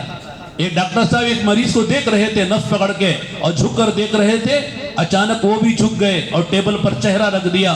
مریض نے پوچھا ڈاکٹر صاحب کیا سو گئے کیا؟ تو حالانکہ دیکھا تو ڈاکٹر صاحب کا انتقال ہو گیا۔ دیکھنے گئے تھے بیمار کو، نفس پکڑ کے دیکھ رہے تھے، اچھے خاصے ڈاکٹر صاحب، لیکن یہ مریض کو دیکھتے دیکھتے ان کا انتقال ہو گیا۔ اس لیے موت کس کی کب آتی معلوم نہیں ہے۔ جیسے آج کی رات کے سلسلے میں حدیثوں میں آتا ہے کہ کون کم مرنے، اس سال میں جتنے مرنے والے ہیں ان سب کا نام جو ہے وہ اللہ تعالیٰ ملک الموت کے حوالے کرتے ہیں۔ لہذا حدیث میں آتا ہے ایک آدمی شادی کا نظام کر رہا ہے، اس کا نام مرنے والوں کی فہرست میں لکھا ہوا ہے۔ ایک آدمی حج پہ جانے کی تیاری کر رہا ہے، اس کا نام مرنے والوں کی فہرست میں لکھا ہوا ہے۔ ایک آدمی مکان بنانے کی تیاری کر رہا ہے، اس کا نام مرنے والوں کی فہرست میں لکھا ہوا ہے۔ اس لیے معلوم نہیں ہے کس کا نام آئندہ سال تک، کس کا نام وہ اہلی دنیا سے رخصت ہونے والوں کے نام ہے، رخصت ہونے والے کے ناموں میں اس کا نام آ گیا ہے۔ کتنے لوگ تھے گزشتہ سال ہمارے درمیان میں تھے، لیکن آج وہ نہیں ہے۔ کرونا ایک بہانہ ہے میرے دوستو، بیماری ایک بہانہ ہے، ایکسیڈنٹ ایک بہانہ ہے، یہ سب بہانے ہیں۔ بہانوں سے اللہ تعالیٰ موت دے کر اپنے پاس بلا لیتے ہیں، کس وقت کب ہے معلوم نہیں ہے۔ اس لئے فرمایا الکیس من دان نفسہ وعمل لما بعد الموت والعاجز من اتبع نفسہ ہواہا وتمنى علی اللہ الامانی۔ عقل مند آدمی وہ ہے جو موت سے پہلے موت کی تیاری کر لے، آج موقع اللہ نے دیا ہے، کر لو جو کرنا ہے۔ لہذا شعبان کا مہینہ یہ تیاری کا مہینہ ہے، رمضان کا مہینہ تیاری کا مہینہ ہے۔ یہ نہیں کہ صاحب رمضان آ رہا ہے، 2 رمضان ہمارے گزر گئے، کما نہیں سکے، کپڑوں کی تجارت، جوتوں کی تجارت، فلاں تجارت، اب یہ مہینہ رمضان کا یہ سال اللہ نے دیا ہے، اب سارا کرونا ختم ہے، اب خوب کمانا ہے۔ چاہے رمضان کے روزے آگے پیچھے ہو جائیں، تراویح آگے پیچھے ہو جائیں، چاہے آدمی جو ہے رات کی تہجد دعائیں آگے پیچھے ہو جائیں، لیکن جو ہو جائے، لیکن کمانا خوب ہے۔ میرے دوستوں، کمانے کو منع نہیں ہے، کمانا ایسا کمانا ہے جسے فرائض پر فرض نہ پڑے۔ حدیث میں آتا ہے طلب کسب الحلال فریضۃ بعد الفرائض، فرمایا کہ حلال کمائی کرنا فرائض کے بعد یہ فرض ہے۔ فرائض نماز ہے، فرض روزہ ہے، فرض زکوٰۃ ہے، فرض حج ہے، اور فرض صحیح بولنا، سچ بولنا ہے۔ ان سارے فرائض کے ساتھ حلال کمانا فرض ہے، صرف کمانا فرض نہیں ہے، اور صرف حلال کمانا بھی فرض۔ اس طرح نہیں کہ فرائض کو چھوڑ دو، نماز کا اہتمام نہیں، روزے کا اہتمام نہیں، زکوٰۃ کا اہتمام نہیں، حج فرض حج کا اہتمام نہیں، صرف کما رہے، ٹھیک ہے، حلال کما رہے، منع نہیں ہے، لیکن فرائض کو چھوڑ کر اگر کوئی کماتا ہے وہ بھی ایک طرح سے ناجائز کمانا ہے۔ اس لیے میرے دوستوں، میں یہ کرنا چاہ رہا تھا کہ شعبان کا مہینہ یہ ہمارے آخرت کے بنانے کا مہینہ ہے۔ خاص طور سے اس مبارک رات میں حدیث میں آتا ہے، جو حدیث میں نے آپ کے سامنے پڑھی، ابن ماجہ کی روایت ہے، بہقی کی روایت ہے، حضرت علی اس کے راوی ہیں، فرماتے اللہ کے نبی علیہ السلام نے فرمایا اذا کان لیلۃ النصف من شعبان، جب شعبان کی 15ویں شب ہوتی ہے، فرمایا کہ ان اللہ تعالی قوموا لیلہ وصوموا نہارا، فرماتے اس رات میں جاگو۔ جاگو کے معنی کیا ہیں؟ جاگنے کے معنی عبادت کرو۔ عبادت کے کیا معنی ہیں؟ نماز پڑھو، تلاوت کرو، دعا مانگو، بیٹھ کر اللہ کا ذکر کرو۔ یہ قیام کے معنی ہے۔ قیام کے معنی ٹہلنا نہیں ہے، قیام کے معنی یہ نہیں کہ سب آدمی گٹر مٹی کرے اور ہوٹلوں میں جائے، پارکوں میں جائے، دنیا بھر میں گھومے، دنیا کی بیکار لغو باتیں کرے، یہ معنی نہیں ہے، بلکہ عبادت کے معنی ہے کہ نفل نماز پڑھو۔ تہجد کی 8 رکعت نماز پڑھ سکتے پڑھیے، 12 پڑھتے تھے پڑھیے، 6 پڑھ سکتے پڑھیے، صلاۃ التسبیح کی نماز پڑھ سکتے 4 رکعت طریقہ معلوم کر کے پڑھیے، اور تھوڑی دیر بیٹھ کر اللہ کے پاک کلام کی تلاوت کیجیے۔ اس لیے کہ حدیث میں آتا ہے کہ من شغلہ القرآن عن ذکری و مسئلتی اعطیت افضل ما اوتی السائلین وفضل کلام اللہ تعالی علی سائر الکلام کفضل اللہ علی خلقی، فرمایا کہ جو آدمی قرآن کی تلاوت میں مشغول ہو گیا، قرآن کی تلاوت کثرت سے کر رہا ہے، پڑھ رہا ہے، تلاوت کر رہا ہے، اللہ کے کلام کو دیکھ رہا ہے، اس لیے اسے دعا کا موقع نہیں ہے، اسے دیگر جو ذکر کے کلمات ہیں ان کلمات سے اللہ کی یاد کرنے کا موقع اسے نہیں مل رہا ہے، قرآن میں مشغول ہو گیا ہے۔ تو حدیث میں اللہ خود فرماتے ہیں کہ آتیتہ افضل ما اوتی السائلین، کہ میں اس کو دعا مانگنے والوں سے بڑھ کر دوں گا، اس لیے کہ وہ میرے کلام کے پڑھنے میں لگا ہوا ہے، میرے کلام کی تلاوت میں لگا ہوا ہے، اس لیے دعا نہیں مانگ رہا، موقع نہیں ہے، تو دعا کے بغیر دعا مانگنے والوں کو جتنا دوں گا اس سے زیادہ اسے دوں گا۔ وفضل کلام اللہ تعالی علی سائر الکلام کفضل اللہ علی خلقی، فرماتے اللہ کے کلام کو دیگر کلاموں پر وہی فضیلت حاصل ہے جو خود اللہ کو ساری مخلوق پر حاصل ہے۔ اللہ خالق ہیں، سب مخلوق ہیں، اللہ تعالیٰ مسجود ہے، سب ساجد ہیں، اللہ معبود ہے، سب عابد ہیں، اللہ تعالیٰ قادر ہے، سب مقدور ہیں، تو لہذا اللہ کو دیگر مخلوقات پر جو فضیلت حاصل ہے، فرماتے ہیں اللہ کے پاک کلام کو، قرآن کریم کو دیگر ساری کتابوں پر اور تمام جو ہے مصنفات و مؤلفات پر وہی فضیلت حاصل ہے جو اللہ کو مخلوق پر حاصل ہے۔ اس لیے اللہ کا پاک کلام پڑھنا چاہیے۔ بہت سے لوگ کہتے ہیں مولانا پڑھنا نہیں آتا ہے، پڑھنا کیوں نہیں آتا؟ اب سیکھا نہیں ہے، اگر سیکھ لے تو پڑھنا کیوں نہیں آتا؟ کنڑ سیکھی ہے، ملیالم سیکھی ہے، ہندی سیکھی ہے، انگریزی سیکھی ہے، دنیا بھر کی زبانیں ہم جانتے ہیں، سیکھنے کے بعد ساری زبانیں آسان ہو گئی، لیکن اللہ کا کلام اب تک سیکھا نہیں، اسے دیکھ کے پڑھنا نہیں آتا ہے۔ سمجھنا بہت دور کی بات ہے، لیکن دیکھ کر بہت سے لوگوں کو صحیح قرآن کریم کی تلاوت نہیں آتی ہے اور اس کا احساس بھی نہیں ہے۔ یہ ہماری طرح کمی ہے، قرآن پڑھنا نہیں آتا ہے، اللہ کا پیغام میرے پاس آیا ہوا ہے، میرے لیے آیا ہوا ہے، اللہ تعالیٰ تقریباً 90 کے قریب جگہ قرآن کریم میں یا ایھا الذین آمنوا کہہ کر مجھے خطاب کر رہے ہیں، میں ایمان والا، اللہ مجھ سے کہہ رہے ہیں، لیکن اللہ کیا کہہ رہے ہیں مجھے پتا نہیں ہے۔ اللہ کیا کہہ رہے ہیں اسے مجھے پڑھنا بھی نہیں آتا ہے۔ اگر میرے محبوب کا کوئی خط آتا کسی اور زبان میں جو پڑھ میں جانتا نہیں، تو جب تک وہ خط پڑھ نہ لو، اس کو سمجھ نہ لو، مجھے چین نہیں آتا ہے، مجھے سکون نہیں آتا ہے۔ پڑھنے والے کے پاس جاتا ہے، وقت نکالتا ہے، اس کو سمجھنے کی کوشش کرتا ہے۔ اللہ کا پاک کلام ہمارے پاس 1450 سال سے ہمارے پاس ہے، اور ہمارے پاس بھی تقریباً ہم بالغ ہونے سے لے کر 60 سال 70 سال کے ہو گئے، 40 سال 50 سال سے قرآن ہمارے پاس ہے، ہمارے گھروں میں موجود ہے، مسجدوں میں موجود ہے۔ ہم جہیز میں اپنی بچی کو قرآن دیتے ہیں، لیکن وہ قرآن ہمیں پڑھنا نہیں آتا ہے۔ اور میرے دوستوں، کوئی بھی کام جو ہے نہیں آتا یہ عذر نہیں ہے، سیکھنا چاہیے۔ جو سیکھیں گے وہ انشاءاللہ کام آسان ہو جائے گا۔ میں ایک مثال دیتا ہوں، ہوائی جہاز چلانا مشکل ہے یا سائیکل چلانا مشکل ہے؟ بولیے، ہوائی جہاز چلانا مشکل ہے۔ ہم لوگ 15 گھنٹے ہوائی جہاز کا سفر کیا، ہم نے امریکہ گئے، ساؤتھ امریکہ گئے، آسٹریلیا گئے، انگلینڈ گئے، 12 گھنٹے 14 گھنٹے کا سفر کیا ہے، اور وہ بھی جمبو جیٹ طیاروں میں گئے، اور یہ لگاتار چلتا ہے وہ، اور 800 پیسنجروں کا سامان لے کے چلتا ہے، اور ماشاءاللہ اتار دیتا ہے۔ اگر اس پائلٹ کو اس نے سائیکل نہ سیکھی ہو، اگر اس نے سائیکل چلا تو چلائے گا؟ ہوائی جہاز اڑا رہا ہے، 800 پیسنجروں کو لے کر جا رہا ہے، 12-15 گھنٹے لے کے ماشاءاللہ لگاتار اڑ رہا ہے، آسانی سے ماشاءاللہ اس کا اڑانا بھی سمجھ اچھا ہے، اس کا لینڈ کرنا بھی شاندار ہے ماشاءاللہ۔ لیکن سائیکل چلانے کو کہو تو کہتا ہے مجھے آتا نہیں، گر جائے گا، اس لیے کہ سیکھی نہیں۔ لیکن وہی سائیکل اگر ہمارے بچے کو دے جو 4-5 سال 8 سال کا بچہ ہے، ایسا چلاتا ہے، پیچھے بھی بٹھاتا، آگے بٹھاتا ہے، ہاتھ چھوڑ کے چلاتا ہے، اگلا پہیہ اٹھا کے پہیے پہ چلا کے دکھاتا ہے، سرکس دکھاتا ہے۔ معلوم کیا ہوا کہ بچے نے سیکھ لیا تو آسان ہو گیا، پیرنٹ نے نہیں سیکھا تو سائیکل چلانا مشکل ہو گیا۔ تو ہمارے چھوٹے چھوٹے بچے 8-10 سال کے پورا قرآن ماشاءاللہ فرفر سناتے ہیں، حافظ ہو گئے۔ 8-10 سال کے بچے حافظ قرآن ہیں، سورہ فاتحہ سے سورہ ناس تک ایک بیٹھک میں ایک دن میں پورا قرآن سناتے ہیں، کوئی متشابہ نہیں لگتا، کوئی ان کو اٹک نہیں ہوتی، کوئی بھول نہیں ہوتی۔ ان کو کہنا پڑتا بھی کہیں بھول جاؤ تاکہ نظر نہ لگ جائے۔ لہذا ایسا قرآن سناتے ہمارے بچے ہیں جنہوں نے یاد کر لیا ہے۔ لیکن اسی بچے کے نانا دادا کو ذرا کہو سورہ یاسین یاد ہے، سورہ رحمان یاد ہے، سورہ واقعہ یاد ہے جو روزانہ پڑھنا چاہیے؟ نہیں مولانا یاد نہیں ہے، نانا کو یاد نہیں، دادا کو یاد نہیں، بابا کو ابا کو یاد نہیں، لیکن بچے کو یاد ہو گیا۔ کیوں؟ اس لیے کہ بچے نے یاد کیا، بچے نے وقت دیا ہے۔ تو میرے دوستوں، کوئی بھی کام مشکل نہیں ہے اگر آدمی سیکھ لیتا، محنت کرتا ہے، ورنہ آسان کام بھی مشکل نظر آتا ہے۔ تو قرآن سیکھنا چاہیے۔ ہم قرآن کریم کا حق ہے سال میں کم سے کم 2 مرتبہ اسے دیکھ کر ختم کرنا ہے۔ قرآن کا حق ہے۔ کتنے لوگ برسوں گزر جاتے ہیں، پورا قرآن ختم نہیں ہوتا ہے، برسوں ہو گئے، ہاتھ میں قرآن نہیں آتا ہے۔ روزانہ واٹس ایپ دیکھیں گے، سلام پھیرتے واٹس ایپ کھول کے دیکھیں گے، پتہ نہیں اللہ نے کوئی وحی بھیجی ہے کیا۔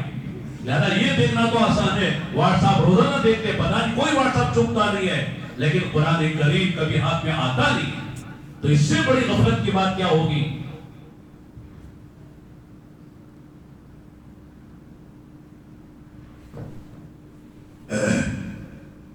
تمہیں ضرورت ہے اس مبارک رات میں اللہ کے پاک کلام کی جتنی ہو سکے تلاوت کی جائے۔ اللہ تعالیٰ فرماتے ہیں جیسے کوئی آدمی اپنی باندی سے آقا کو گانے سننے کی اجازت ہے، اس کی باندی ہے، بیوی کی طرح ہے، وہ کچھ گا رہی ہے اچھی آواز سے، وہ تو سنتا ہے اور غور سے سنتا ہے۔ تو حدیث میں مثال دے کے سمجھایا جیسے کوئی آقا اپنی باندی کی سریلی آواز میں گانے والی آواز کو کان لگا کے سنتا ہے، اس سے زیادہ اللہ تعالیٰ اپنے بندے کے قرآن کے پڑھنے کو سنتے ہیں۔ اللہ خود سنتے ہیں میرا بندہ قرآن پڑھ رہا ہے۔ اللہ یہ قرآن اللہ کی صفت ہے، مخلوق نہیں۔ عرش و کرسی ہو لو ہو قلم ہو، جنت و جنت کی نعمتیں، انبیاء کے سردار محمد رسول اللہ ہو، اور فرشتوں کا سر جبرائیل ہو، یہ سب مخلوق ہیں۔ اللہ کا قرآن غیر مخلوق ہے، اللہ کی صفت ہے۔ وہ کتنی بڑی نعمت اللہ نے ہم کو دی ہے، لیکن کتنی بڑی نعمت ہے اللہ معاف فرمائے، اسی درجے ناقدری بھی ہو رہی ہے۔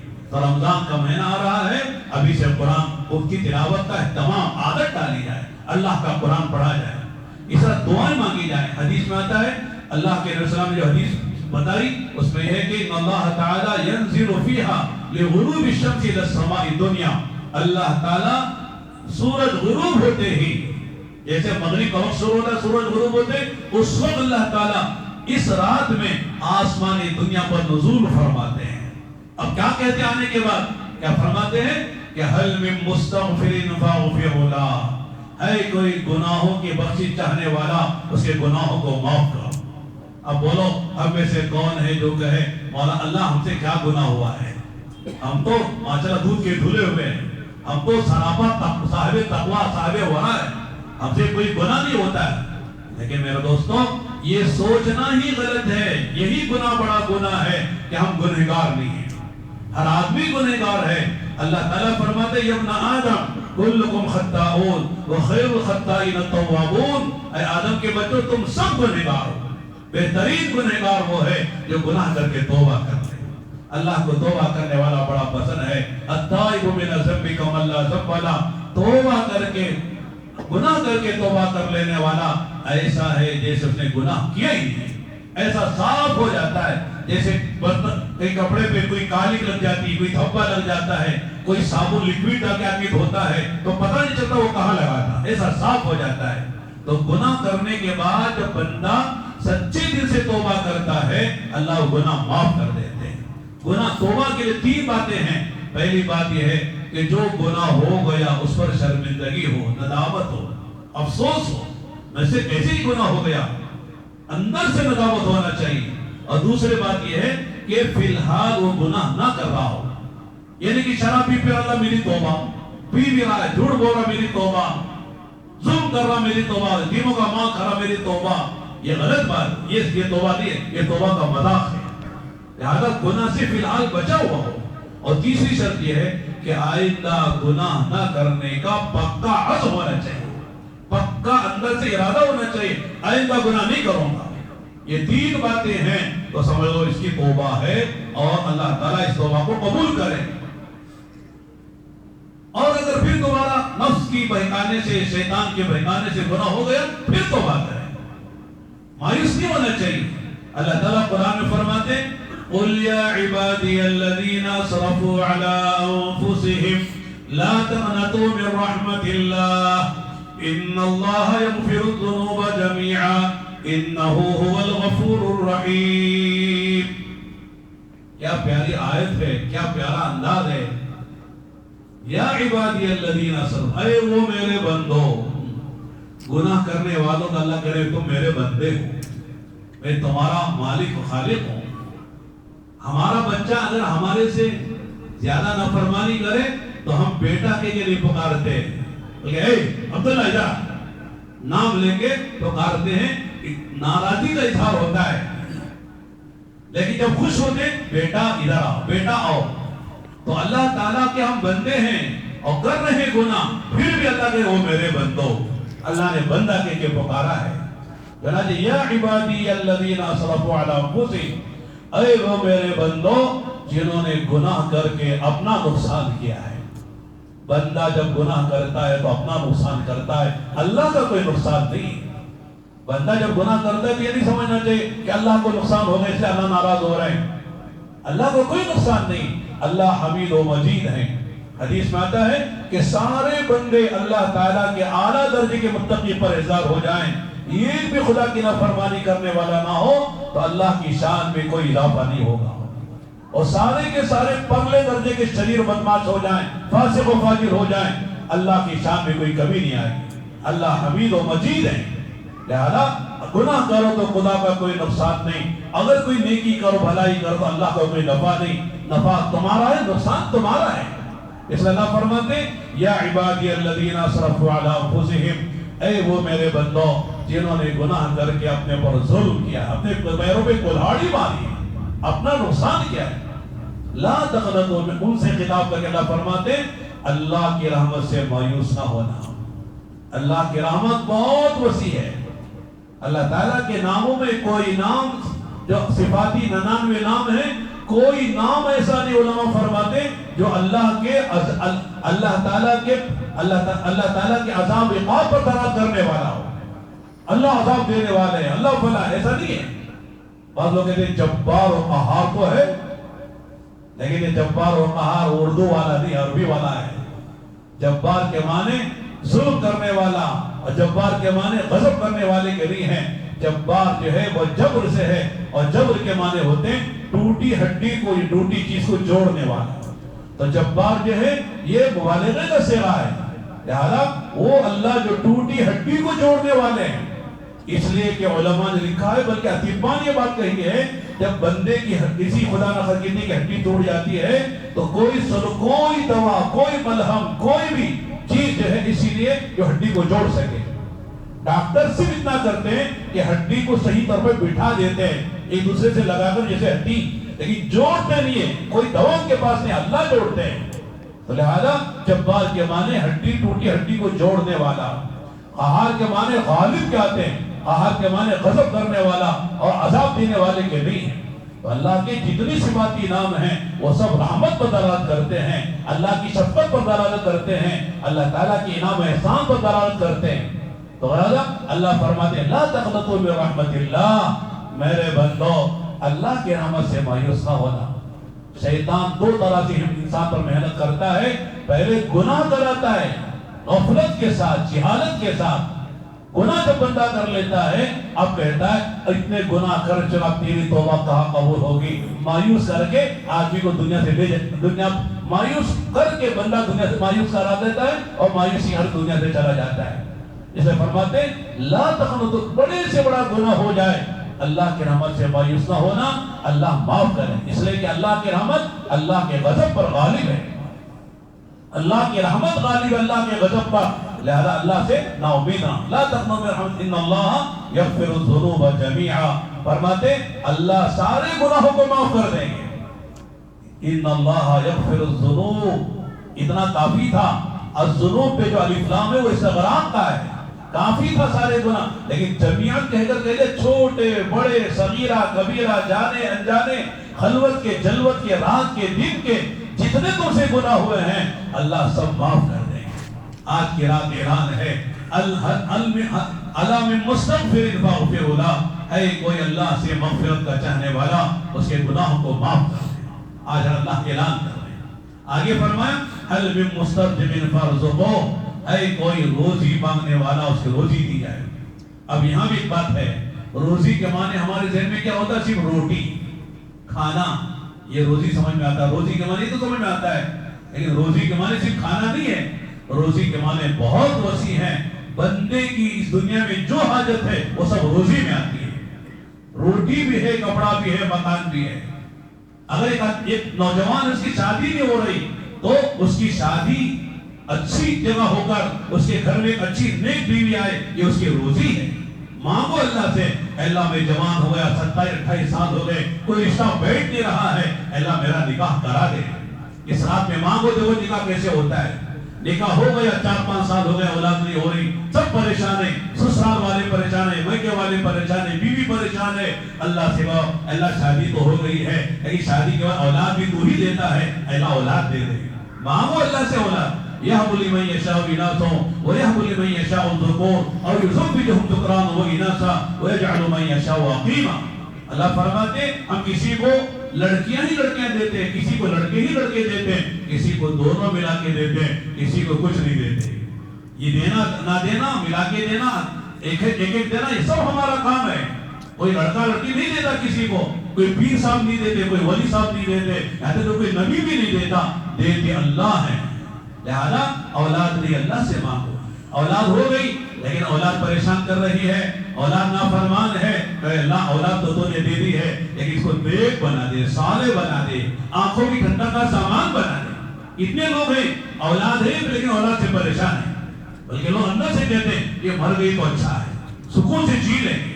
لہذا اپنی اولاد کے نیک و صالح ہونے کے لیے دعا کرو. کوئی کاروبار نہیں لگ رہا ہے، اللہ کاروبار لگا دے. کاروبار ہے لیکن نقصان ہو رہا ہے، اللہ نقصان سے بچا لے. تو جو ہماری ضرورت ہے میرے دوستوں، یہ سب اللہ سے مانگنا چاہیے. آج کی رات اللہ نے قبولیت کے لیے اعلان ہو رہا، آسمان دنیا پر نزول فرما کے اللہ کی طرف سے اعلان ہے، الا من مسترزق فارزقہ الا من مبتلا فعافی۔ اور کیا فرمایا؟ ہے کوئی بیمار، کون نہیں ہے بیمار آج؟ کس کے گھر میں نہیں ہے بیمار آج؟ ہاسپٹل میں کون نہیں جا رہا ہے؟ کس کی کیا بیماریاں ہیں؟ ہر آدمی خود جانتا ہے اپنے بارے میں، اپنے گھر والوں کے بارے میں، بچوں کے بارے میں، ماں باپ کے بارے میں۔ لہذا آج مانگو، اے اللہ پیسوں سے دوا آتی ہے، صحت تیرے خزانے سے آتی ہے۔ وَإِذَا مَرِضْتُ فَهُوَ يَشْفِينِ، اللہ جب میں بیمار ہوتا ہوں شفا تو دیتا ہے۔ ابراہیم علیہ السلام نے کہا ہے، اللہ بیمار نہیں ہو جاتا ہوں شفا تو دیتا ہے، تیرے خزانے سے شفا آتی ہے۔ ڈاکٹر شفا نہیں دیتا، حکیم شفا نہیں دیتا، طبیب شفا نہیں دیتا، بلکہ شفا تیرے قبضے قدرت میں ہے۔ اگر شفا حکیموں، طبیبوں، ڈاکٹروں کے حق میں ہوتی تو ہاسپٹل سے کوئی مردہ وہاں سے نہ آتا۔ ہاسپٹل میں جاتا آدمی وہاں صحت کی امید پہ جاتا ہے، لیکن وہاں سے جنازے آتے ہیں۔ اس لیے فرمایا آج کی رات اللہ سے مانگو، مانگنے کی رات، الا من مبتلا فعافی۔ اور آگے فرمایا الا کذا الا کذا الا کذا، اس طرح کے اعلان ہوتا رہتا ہے۔ کب تک؟ حتی یطلع الفجر، صبح صادق تک اعلان ہوتا ہے۔ سورج غروب ہوتے اعلان شروع ہو گیا اور صبح صادق تک یہ اعلان ہو رہا ہے۔ اس لیے میرے دوستوں ان راتوں کو اصول کرنا چاہیے، ان راتوں کو بدعات و خرافات کے حوالے نہیں کرنا چاہیے۔ شیطان جانتا ہے ایسی مبارک راتوں میں کچھ پالیں گے، کچھ حاصل کر لیں گے، تو شیطان غلط چیزوں میں لگا دیتا ہے۔ شیطان غلط چیزوں میں کیا لگاتا ہے؟ کہتا ہے بھئی آج کی رات میں خوب حلوہ پکاؤ، بریانی پکاؤ، فلاں پکاؤ، خوب کھاؤ، پانی پیو، سو جاؤ۔ تو لہذا حلوہ کھائیں گے تو پیاس لگے گی، پیاس لگے گی تو پانی پئیں گے، پانی پیے تو نیند آ جائے گی، تاکہ آدمی رات میں جا کر اللہ کی عبادت کر کے اپنے بخشش کا سامان نہ کروا دے، اس رات کی خیر و برکت سے محروم ہو جائے۔ اور پھر مسجدوں کو چراغاں کرو، مسجدوں میں لائٹیں لگاؤ، مصیبت ہے۔ کہاں سے آ گیا ہے؟ میرے دوستو مسجد کا جو مال ہے وہ امت کا مال ہے۔ مسجد کا مال وہاں لگے گا جہاں لگانا ضروری ہے۔ بیت المال کہتے ہیں مسجد کا اجتماعی جو مال ہے اس میں خیانت بڑی خطرناک ہے۔ ابھی ہم نے بچوں کو بخاری میں حدیث پڑھائی، کتاب الجہاد میں، اللہ کے نبی جہاد میں گئے، آپ کے یہ خادم تھے جن کا نام کرکرا تھا، اس جہاد میں شہید ہو گئے۔ لوگوں نے کہا کہ نبی کا خادم شہید ہو گیا، جنت میں گیا، جنتی ہو گیا، شہادت کا جام پیا۔ آقا نے فرمایا وہ جہنم میں گیا۔ نبی کا خادم جہاد میں شہید ہو رہا ہے اور جہنم میں جا رہا ہے۔ صحابہ پریشان ہو گئے، کیا وجہ ہے؟ جا کے تلاش کی اس کا سامان، تو اس میں مال غنیمت کی ایک چادر نکلی، چرا لیا تھا۔ تو مال غنیمت کی ایک چادر چھوٹی سی معمولی چیز ہے، اسے چرانے کی وجہ سے جہنم میں جا رہا ہے۔ تو مال غنیمت امت کا اجتماعی مال ہوتا ہے، جو 5 حصے کر کے 4 حصے جو فوج میں جو لوگ ہوتے ہیں ان کو تقسیم کرتے ہیں، یہ حصہ بیت المال میں آتا ہے جو غریبوں پر، بیووں پر، یتیموں پر، مستحقین پہ خرچ ہوتا ہے۔ تو لہذا اجتماعی مال میں خیانت کرنا یہ بڑا وبال ہے، چھوٹی سی بھی خیانت وہ بڑی سمجھی جاتی ہے۔ وہ مسجد کا مال ہو، مدرسے کا مال ہو، یہ کسی بھی جماعت کا مال ہو، یہ اجتماعی مال ہے، اس میں سوچ سمجھ کے خرچ کرنا چاہیے۔ لوگ پتہ نہیں کہاں کا پیسہ لگا کر کہتے ہیں کہ ہم نے یہ کیا اور وہ کیا، چندہ وصول کرتے ہیں، غلط کام کرتے ہیں۔ تو لہذا جہاں جان اور مال یہ امانتیں ہیں، اس کو غلط جگہ استعمال نہیں کرنا چاہیے۔ اسی طرح آج کی رات میں لوگ اجتماعی طور پر، ہاں تو شاید نہیں ہے اور مسجدوں میں بھی نہیں ہے، لیکن بعض مسجدوں میں ہو سکتا ہے اجتماعی طور پر جماعت سے نماز پڑھتے ہیں، غلط تسبیح کی نماز جماعت سے پڑھتے ہیں۔ کوئی نماز فرضوں کے علاوہ جماعت سے نہیں ہے۔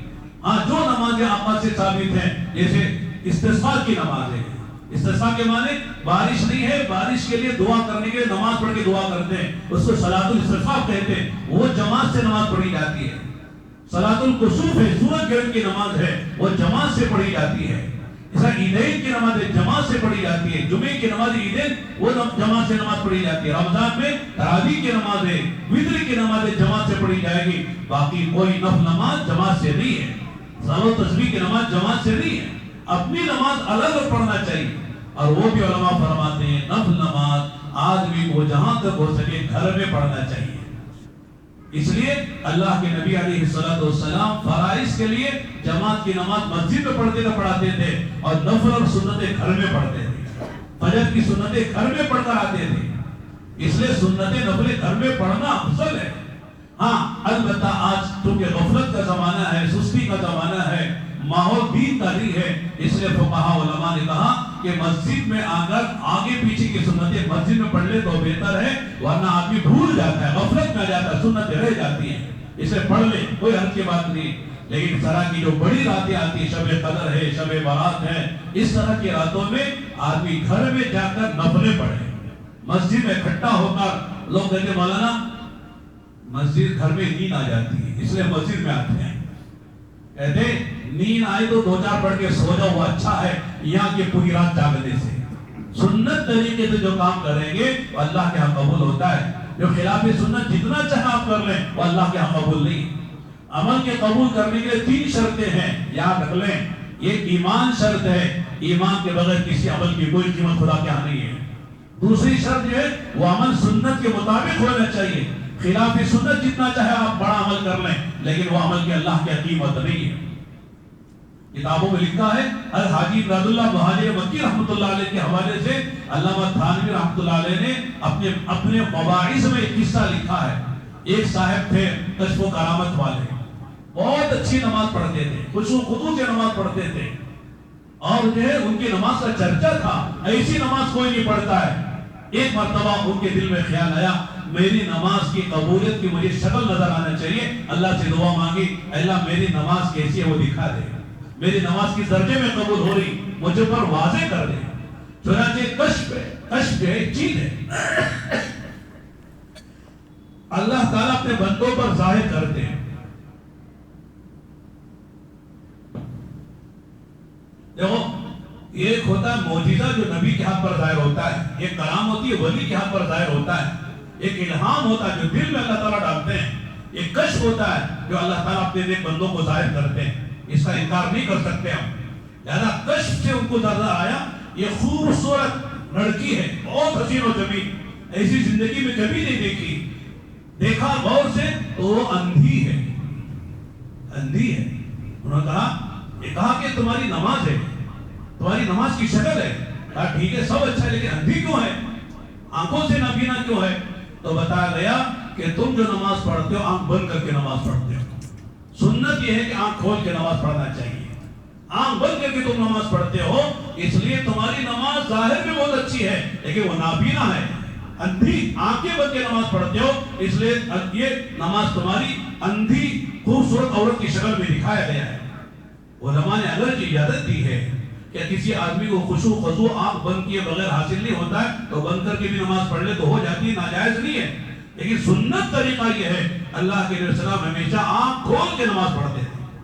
سجدے کے آپ قیام میں سجدے کی جگہ دیکھیے، آپ رکوع میں پیروں پہ نگاہ ڈالیے، آپ سجدے میں گئے ناک پہ نگاہ ڈالیے، آپ قیدے میں تو اپنے گود پہ نگاہ رکھیے، آپ سلام پھیر رہے تو کندھوں کو دیکھیے. یہ طریقہ بتایا گیا ہے. نگاہ کہاں رکھنا چاہیے؟ نگاہ کھولے تبھی تو دیکھے گا آدمی، آنکھ بند کے کہاں سے دیکھے گا؟ تو معلوم ہے کہ جو عمل آدمی کرے وہ سنت کے مطابق کرنا چاہیے. یہ نہیں کہ میری مرضی کروں کیا حرج ہے، یہ کر لیا تو کیا حرج ہے، وہ کر لیا تو کیا حرج ہے. تو ہم کہتے ہیں ٹھیک ہے فجر کی نماز چار پڑھ لیجیے، کیا حرج ہے، بجائے 2 تیسرے کا بہت اچھا وقت ہے، سہانا وقت ہے، جی لگ رہا ہے، لہذا آپ 2 لوگ 4 پڑھ لیجیے، کیا حرج ہے. قبول ہوگی؟ قبول نہیں ہوگی. آپ کہیں گے مولانا ہم عصر کی نماز بہت جو ہے مشغولی کا وقت ہے، تجارت ہے، ہم 2 پڑھ لیتے ہیں، 3 پڑھ لیتے ہیں، نماز ہو جائے گی؟ نہیں ہوگی. جو جس طرح پڑھنے آپ کے ساتھ رمضان میں روزہ رکھ کے بڑا مزہ آ رہا تھا، عید کے دن ہم روزہ رکھ لیں گے، کیا حرج ہے؟ ایک روزہ بڑھ جائے گا زیادہ نیکی ملے گی، کیا ہوگا؟ بجائے آپ کو ثواب کے گناہ ہوگا. حرام ہے عید کے دن کا روزہ رکھنا. اس لیے دین نام ہے اطاعت کا، دین نام ہے بات اللہ و رسول کی ماننے کا. اپنی ماننے کا نام، اپنی چلانے کا نام دین نہیں ہے، یہ بدعت ہے، خرافات ہے. چنانچہ نفل نماز آدمی گھر میں پڑھے اچھا ہے، انفرادی پڑھے تو اچھا ہے.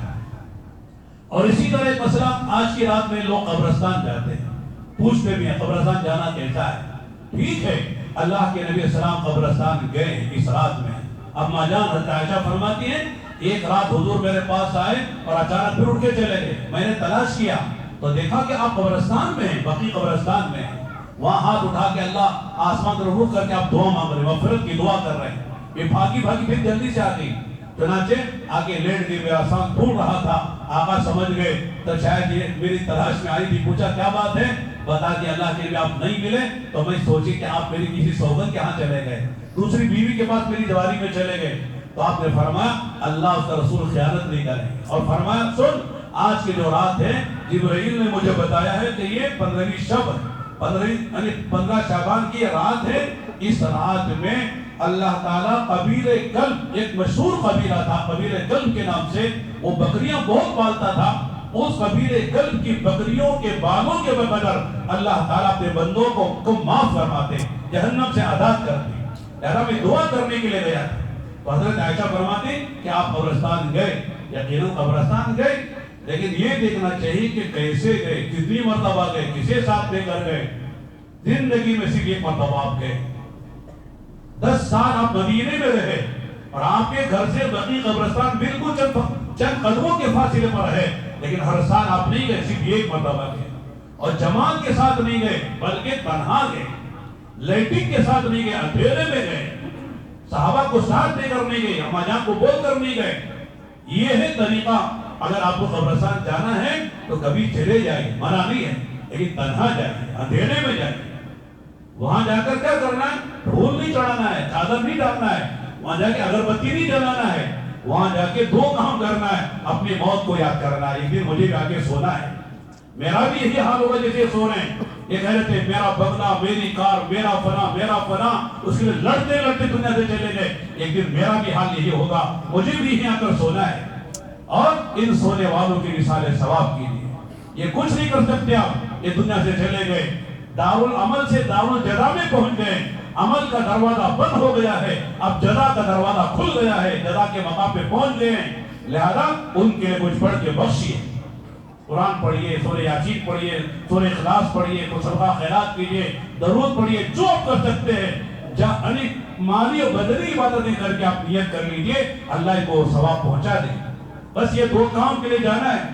یہ نہیں کہ صاحب ہر شب بارات میں جانا ضروری ہے، لیٹنگ کرنا ضروری ہے، پھول چڑھانا ضروری ہے، جماعت کے ساتھ جانا ضروری ہے. بلکہ ہم تو کہتے ہیں کوئی ایسا قبرستان تلاش کیجئے جہاں کوئی نہ جاتا ہو، تنہا آپ جا کے آئیے. 2.5 گھنٹے رات کے 3 بجے پتا چلے گا کہ آپ کو جانا کیسے بھاری پڑے گا.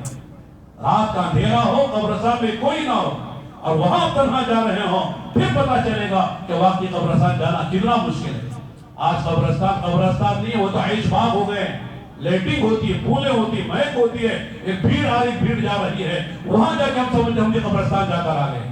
تو میرے دوستوں، قبرستان جانا ہے تو کبھی چلے جائے، کبھی نہ جائے، اور جانے کا یہ طریقہ اختیار کیجیے، اور جانا ضروری نہ سمجھیے. اور جو عمل جس درجے میں اللہ کے نبی نے رکھا ہے اس درجے میں رکھ کر عمل کرنا یہ دین ہے. جو مستحب ہے مستحب کرو، جو سنت ہے سنت کے درجے میں رکھو، جو واجب ہے واجب کے درجے میں رکھو، جو فرض ہے اسے فرض کے درجے میں رکھو.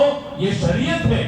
آپ یہ سنت کو فرض بنا دیں اور جو مستحب کو مجھے واجب بنا دیں، یہ شریعت کا کام. یہ شریعت کو اپنے ہاتھ میں لینا ہے. جیسے کہتے ہیں نا قانون اپنے ہاتھ میں نہ لو، اس طرح شریعت کو اپنے ہاتھ میں نہ لو. شریعت کو جو اللہ کے رسول بتائیں، اور کسی کو شریعت بنانے کا حق نہیں ہے. آج شریعت بتانے کا حق ہے. علماء شریعت بتاتے ہیں، بناتے نہیں. جو ہم بات کہہ رہے ہیں نا اپنی طرف سے نہیں کر رہے. جو شریعت ہم کو معلوم ہے قرآن حدیث کی روشنی میں، وہ آپ کے سامنے پیش کر رہے ہیں. تو میرے دوستوں، اسی طرح اس رات کو عید سمجھنا بھی صحیح نہیں ہے. ہماری صرف 2 عیدیں ہیں، عید الفطر ہے اور عید الاضحیٰ ہے. یہ 2 عیدیں سال میں مرتبہ اللہ ہمیں دیتے ہیں ایمان والوں کو، اور تیسری کوئی عید ہمارے پاس نہیں ہے. ہاں یہ راتیں مقدس راتیں ہیں، مبارک راتیں ہیں. اس میں رات جو آتی ہے وہ 2 کام کے لیے آتی ہے، آرام کرنے کے لیے آتی ہے یا عبادت کرنے کے لیے آتی ہے. عید کے لیے رات نہیں آتی ہے. رات کی جو عید ہوتی ہے وہ غیروں کی ہوتی ہے. کرسمس جو آتی ہے عیسائیوں کی، وہ رات میں آتی ہے.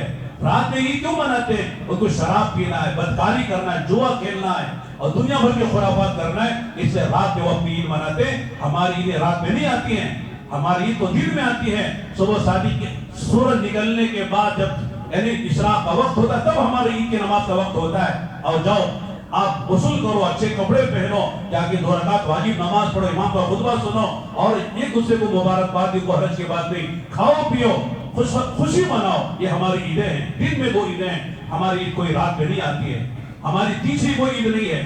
عید میلاد النبی تو آتی ہے مولانا, یہ بھی بنائی ہوئی عید ہے, وہ عید نہیں ہے. ہم نے بنائی عید میلاد النبی کے نام سے, وہ ہماری عید نہیں ہے. ہاں, نبی کے پیدا ہونے کا دن مبارک دن ہے, اچھی بات ہے کہ نبی کا تذکرہ کرنا چاہیے, لیکن اسے عید میلاد النبی کا نام دینا یہ بھی خرافات و بدعات میں سے ہے. تو میرے دوستو, آج کی مبارک رات میں اللہ سے مانگنا چاہیے, خرافات نہیں کرنا چاہیے, اور جو باتیں معلوم نہیں ہے علماء سے معلوم کرنا چاہیے.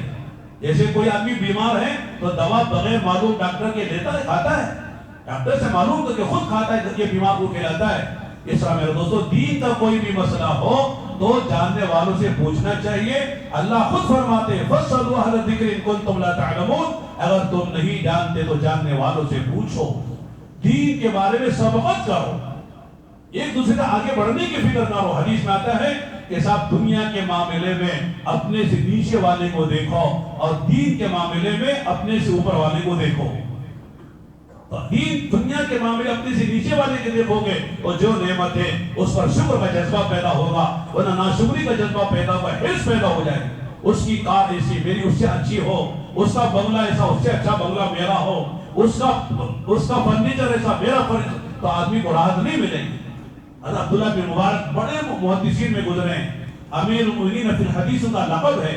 چنانچہ امام بخاری کے بھی استاد ہیں, وہ ان کی روایتیں بھی بخاری شریف میں ہیں. بڑے مالدار آدمی تھے, اور اس کے ساتھ ساتھ بڑے محدث تھے, فقیہ تھے, صوفی تھے, اللہ والے تھے. 1 سال جہاد کرتے تھے, 1 سال حرمین شریف میں عبادت کرتے تھے. وہ کہتے ہیں کہ ایک میرا وقت گزرا مالداروں کے ساتھ, تو ہمیشہ غمگین رہتا تھا, اس کا بنگلہ ایسا تو میرا بنگلہ ایسا کیوں نہیں ہے, اس کے پاس فلاں سواری ہے, میرا پاس فلاں سواری کیوں نہیں ہے, اس کے کپڑے میرے ایسے کپڑے کیوں نہیں ہیں, ہمیشہ غم میں رہتا تھا. لیکن جب میں ان کی صحبت چھوڑ دی اور غریبوں کے ساتھ اور کم حیثیت کے دنیا کی دربار سے کم حیثیت لوگوں کے ساتھ اٹھنا بیٹھنا شروع کیا, تو میں نے دیکھا اس کے کپڑے سے میرا کپڑا اچھا ہے, اس کے مکان سے میرا مکان اچھا ہے, اس کی سواری سے میری سواری اچھی ہے, لیکن مجھے راحت مل گئی. تو اپنے سے نیچے والوں کے ساتھ رہنے دیکھنے سے راحت رہتی ہے, اپنے سے اونچے والوں کو دیکھیں گے تو جو راحت ہے وہ بھی ختم ہو جاتی ہے. اس لیے دنیا کے اعتبار سے فرمایا اپنے سے نیچے والوں کو دیکھو, اور دین کے اعتبار سے اپنے سے آگے والوں کو دیکھو. ماشاءاللہ یہ زکات کے ساتھ کتنا صدقہ خیرات کرتا ہے, یہ فرض کے ساتھ کتنے نوافل پڑھتا ہے, یہ فرض روزے کتنے نفل روزے رکھتا ہے, یہ قرآن کی کتنی تلاوت کرتا ہے. اس طرح اپنے سے اونچے والوں کو دیکھو گے تو اس طرح آگے بڑھنے کا فکر ہوگا, آگے بڑھنے کا جذبہ پیدا ہوگا. صحابہ میں ایک دوسرے سے دین کے اعتبار سے آگے بڑھنے کا جذبہ تھا. غزوہ تبوک کے موقع پر اللہ کے رسول نے چندے کی اپیل کی. لمبا سفر, تقریباً 2 مہینے کا سفر ہے, گرمی کا سفر ہے. آگ جو ہے زمین آگ برسا رہی, زمین سے آگ نکل رہی ہے, آسمان آگ برسا رہا ہے, کھجور پکے ہوئے ہیں, سارا معیشت کا دار و مدار سال کا ان کھجوروں کے باغوں پر ہے. لیکن آپ نے کہا چلنا ہے, نفیر عام ہے, سب کو چلنا ہے. چنانچہ کہا جس کے بعد جو لے کر آؤ. حضرت عمر گئے, کہا یہ سوچا کہ آج ابو بکر سے آگے نکلنے کا اچھا موقع ہے, اللہ نے مجھے بہت دیا ہے, آدھا ادا کر کے آدھا لے آدھا گھر میں چھوڑ کر آئے. اللہ کے لیے پوچھا عمر گھر والوں کے لیے چھوڑا, اللہ کے لیے آدھا چھوڑ کر آدھا لایا ہوں. تھوڑی دیر کے بعد حضرت صدیق اکبر آئے, ان سے پوچھا کتنا کیا چھوڑ کر آئے. انہوں نے کہا اللہ کے لیے جو کچھ تھا سب صاف کر کے لایا ہوں, گھر میں اللہ کے رسول کی برکتیں چھوڑ کر آیا ہوں. حضرت عمر نے کہا ابو بکر, عمر تیری ماں تجھ پر روئے تو کبھی ابو بکر سے آگے بڑھ نہیں سکتا ہے. یہ جذبہ تھا کہ میں فلاں سے آگے بڑھ جاؤں. حضرت عمر نے کبھی نہیں سوچا کہ عثمان کے پاس زیادہ مال ہے, اتنا مال میرے پاس کیسے آ جائے. عبد الرحمن بن عوف کے پاس اتنا مال ہے, اتنا مال میرے پاس کیسے آ جائے. کبھی نہیں سوچا انہوں نے, بلکہ ابو بکر اتنے آگے ہیں دین کے اعتبار سے, ان کا مقابلہ میں کیسے کر لوں. ایک مرتبہ کہنے لگے ابو بکر میری ساری زندگی کی نیکیاں لے لینا, ایک رات کی جو نیکی یہ تم نے غار ثور میں نبی کے ساتھ ہجرت کی رات گزاری ہے وہ نیکی مجھے دے دینا. اتنی بس ایک نیکی دے دو, ساری نیکیاں میری لے لو. یہ جذبہ تھا آخرت کے اعتبار سے. جو میں نے آیت پڑھی ہے اس میں اللہ یہی فرماتے وَسَارِعُوا إِلَىٰ مَغْفِرَةٍ مِّن رَّبِّكُمْ وَجَنَّةٍ عَرْضُهَا السَّمَاوَاتُ وَالْأَرْضُ أُعِدَّتْ لِلْمُتَّقِينَ. تیزی سے چلو، تیز چلو، آگے بڑھو. کدھر؟ اپنے اللہ کی، اپنے رب کی مغفرت کی طرف. وہ جنت جس کی چوڑائی وہ زمین و آسمان سے زیادہ ہے، اس کی طرف بڑھو. اللہ نے متقی لوگوں کے لیے یہ جنت بنائی ہے. میرے دوستو، ہم جنت سے آئے ہیں، جنت میں جانا ہے، دنیا میں رہنا نہیں ہے. دنیا میں رہنا تو جو چاہے کر لو، اور دنیا سے جانے کے بعد جنت میں نہیں جانا تو جو چاہے کر لو، لیکن جنت میں جانا ہے تو ہم کو وہ سب کچھ کرنا پڑے گا جو اللہ کے نبی نے بتایا، قرآن نے بتایا ہے. یار ہم جنت پر جنتی لوگ ہیں، جنت میں جانے کی تیاری کے لیے آئے ہیں. ان الدنیا خلقت لکم وانکم خلقتم للآخرہ. اللہ پاک نے ساری دنیا تمہارے برتنے استعمال کے لیے بنائی ہے، منع نہیں ہے، لیکن تمہاری نگاہ آخرت پر ہونا چاہیے، جنت پر ہونا چاہیے. میں جنت سے آیا ہوں، جنت میں جانا ہے. اس کے لیے کیا کرنا ہے؟ اس کے لیے اللہ نے یہ ایام دیے ہیں، اللہ نے اس کے لیے مہینے دیے ہیں. آگے آنے والا مہینہ رمضان کا مبارک مہینہ جنت کی تیاری کرنے کے لیے اللہ نے دیا ہے. اس لیے میرے دوستو، دنیا تو دنیا ہے، وہ ختم ہو جائے گی. کوئی بھی دنیا میں رہنے کے لیے نہیں، ایک دن جانا ہے اور خالی ہاتھ آئے گا، خالی ہاتھ چلا جائے گا. ساری چیزیں چھوڑ کر جائے گا، کوئی چیز لے کر نہیں جائے گا. بدن کے کپڑے بھی اتار لیے جائیں گے، واچ اتار لی جائے گی، انگوٹھی پہنا ہے، عورتیں زیور پہنی، سب اتار لیے جائیں گے. آدمی تنہا چلا جائے گا، وہ کفن بھی اسے دوسرے پہنائیں گے. ایک صاحب کا انتقال ہوا، راستے میں بڑے مالدار آدمی تھے، لیکن پتہ نہیں چلا یہ آدمی کون ہے. لوگوں نے چندہ کر کے اس کے کفن دفن کا انتظام کیا. بعد میں پتہ چلا بمبئی کا مالدار کروڑ پتی آدمی تھا، اسے اپنے پیسے کا کفن بھی میسر نہیں آیا. اس لیے یہ نہیں سوچنا چاہیے میں بڑا مالدار آدمی ہو، یہ سب دھوکہ ہے دماغ میں. میں مالدار ہوں، کیا مالدار ہے آپ؟ مال کا نشہ آپ کو ہے تو صرف مالدار اس کا تصور ہے. آدمی کے پاس صرف راحت کے اسباب راحت نہیں ہے. لوگ سمجھتے راحت کے اسباب راحت. ایک آدمی کے پاس بستر ہے، نیند نہیں ہے. ایک آدمی کو نیند اچھی آتی ہے، بستر ڈھک کر بولو کون اچھا ہے؟ کون اچھا ہے؟ بستر لے کے کیا کرو گے؟ نیند آتی نہیں ہے. ایک آدمی کے پاس بستر کوئی گڑبڑ، کوئی اچھا نہیں ہے، جہاں پڑتا سو جاتا، 8 گھنٹے نیند کرتا ہے، کون اچھا آدمی ہے؟ ایک آدمی گولیاں کھا کے پریشان ہے. ہم نے دنیا میں بہت لوگوں کو دیکھا ہے، کہتے ہیں مولانا ہمارے پاس سب کچھ ہے، نیند نہیں آتی ہے، گولیاں بھی فیل ہو گئی ہے. اس لیے میرے دوستو، راحت کے اسباب الگ ہیں، راحت الگ ہے، نیند الگ ہے، بستر الگ ہے، دوا الگ ہے، صحت الگ ہے، شباب الگ ہے، خضاب الگ ہے. خضاب لگا کے کوئی کہتے جوان ہو گیا، خضاب لگا سے جوان ہوتا ہے، داڑھی کالی کر لیا، بال کالے کر لے کر جوان ہو گیا. جوانی تو اندر ہوتی ہے. پوچھو بیوی سے جوان کتنے آپ؟ تو میرے دوستو، جوانی کو خضاب لگا کے جوان بنا لینا یہ دھوکہ ہے. اس لیے مال کو دیکھ کر آدمی نشے میں مست ہو جائے، مال اتنا ہے، دھوکہ ہے. دھوکے سے کچھ نہیں ہوتا ہے. دھوکہ اس وقت کھلتا جب آدمی دنیا سے جاتا ہے. الناس نیام اذا ماتوا انتبہوا، فرماتے کہ آدمی سو رہا ہے، جب موت آ کے آنکھ کھل جائے گی تب سمجھ میں آئے گا اوہو کیا ہو گیا. کہے گا اللہ واپس کر دیجئے، کچھ کر لوں گا، رمضان بھی صحیح گزار لوں گا، شوال بھی گزار لوں گا، شعبان بھی گزار لوں گا، اور شب برات بھی صحیح کر لوں گا. اللہ فرماتے کلا، ہرگز نہیں. کیا بکواس کر رہے ہو؟ بکواس کی کوئی قیمت ہمارے پاس نہیں. سمجھانے والوں نے سمجھایا، بتانے والوں نے بتایا، تمہاری ٹھڈی میں ہاتھ ڈال کے سمجھایا، تمہاری خوشامد ایک کی بات سمجھ میں نہیں آئی. مال کے نشے میں مست ہے، طاقت کے نشے میں مست ہے، اور اپنے عہدے کے نشے میں مست ہے. اب بات سمجھ میں آئے تو کیا فائدہ؟ موت پر تو سب کو بات سمجھ میں آتی ہے. فرعون کو بات سمجھ میں آ گئی تھی، ہارون کو اور شداد کو قارون کو سمجھ میں بات آ گئی تھی. اس وقت یہ بات سمجھ میں آنے سے کوئی فائدہ نہیں. 24 گھنٹے کا جائزہ لیجیے، 24 گھنٹے میرے کہاں گزر رہے ہیں؟ دنیا کے پیچھے بھاگ رہا ہے، کبھی وہاں، کبھی کورٹ کے بھتیجے، کبھی لائر کے پیچھے، کبھی پولیس اسٹیشن کے پیچھے بھاگ رہا ہے. کیا کر سکتا؟ کام میں لگاؤ، کیا کام ہے یہ؟ صرف اپنی دنیا کے پیچھے بھاگتا چلا جا رہا ہے. اس لیے میرے دوستو، میرا وقت کہاں لگ رہا ہے؟ اللہ کے دین کے کام آ رہا ہے، لوگوں کے کام آ رہا ہے، آخرت کے کام آ رہا ہے. یہ سوچو یہ وقت آپ کا آخرت بنانے والا ہے، ورنہ سارا وقت لہو لعب ہے، بیکار جا رہا ہے. تو وقت کی قیمت پہچاننا چاہیے. وقت پھر ملا نہیں کرتا، جو وقت گزر گیا پھر دوبارہ وقت آنے والا نہیں ہے. اس لیے وقت کو نہیں ٹالنا چاہیے. حدیث میں آتا ہے جہنم میں جانے والے اکثر وہ لوگ ہیں جو کہتے ہیں کہ صاحب کل کریں گے. اسباب التسویب، شیطان ایمان والے سے نہیں کہتا نہ کرو نہیں کہتا، اور برا اچھے کام کو برا نہیں بتاتا، بلکہ کہتا اچھا کام ہے کرنا چاہیے لیکن بعد میں کریں گے. بات کرتے موت آ جاتی ہے، کام نہیں کر پاتا، آدمی دنیا سے چلا جاتا ہے. اس لیے میرے دوستوں، جو کام آج آدمی کر سکتا کر لینا چاہیے، جلدی کرنا چاہیے، تاخیر نہیں کرنا چاہیے. پتہ نہیں کب موت آئے گی، موت کو فرشتہ کے لے کے چلا جائے گا. آدمی کہ اللہ کر لیتا، یہ نہیں کر سکا، اللہ واپس فرما دیے. اللہ فرماتے موقع نکل گیا، موقع نہیں. تو الحمدللہ اللہ کا احسان، اللہ کے کرم ہے کہ ہمارے ملک میں اللہ نے ایک ماحول بنایا. دوسرے ملکوں میں ہم دیکھتے ہیں کوئی ماحول نہیں ہے، لوگ ایسی باتیں سننے کے لیے بےتاب رہتے ہیں. کوئی سنائے تو سنے، کوئی سنانے والا نہیں ملتا ہے. اللہ کے اثر ہمارے علماء ہیں، دعوت کا کام ہے، مدارس ہے، اللہ والے ہیں، خانقاہ والے ہیں. ان سب کی برکتوں سے اللہ نے دین کی فضا ہمارے قائم فرمائی ہے.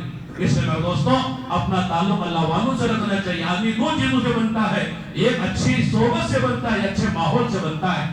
اچھے ماحول میں رہنا چاہیے، یہ اچھی صحبتوں میں رہنا چاہیے. تب جا کر آدمی کا ایمان محفوظ ہوتا ہے اور آدمی اپنی آخرت بنانے میں وہ فکر مند رہ سکتا ہے. ورنہ دنیا کہتے کہ دنیا سے چلا جاتا ہے اور پھر آدمی کو افسوس ہوتا ہے.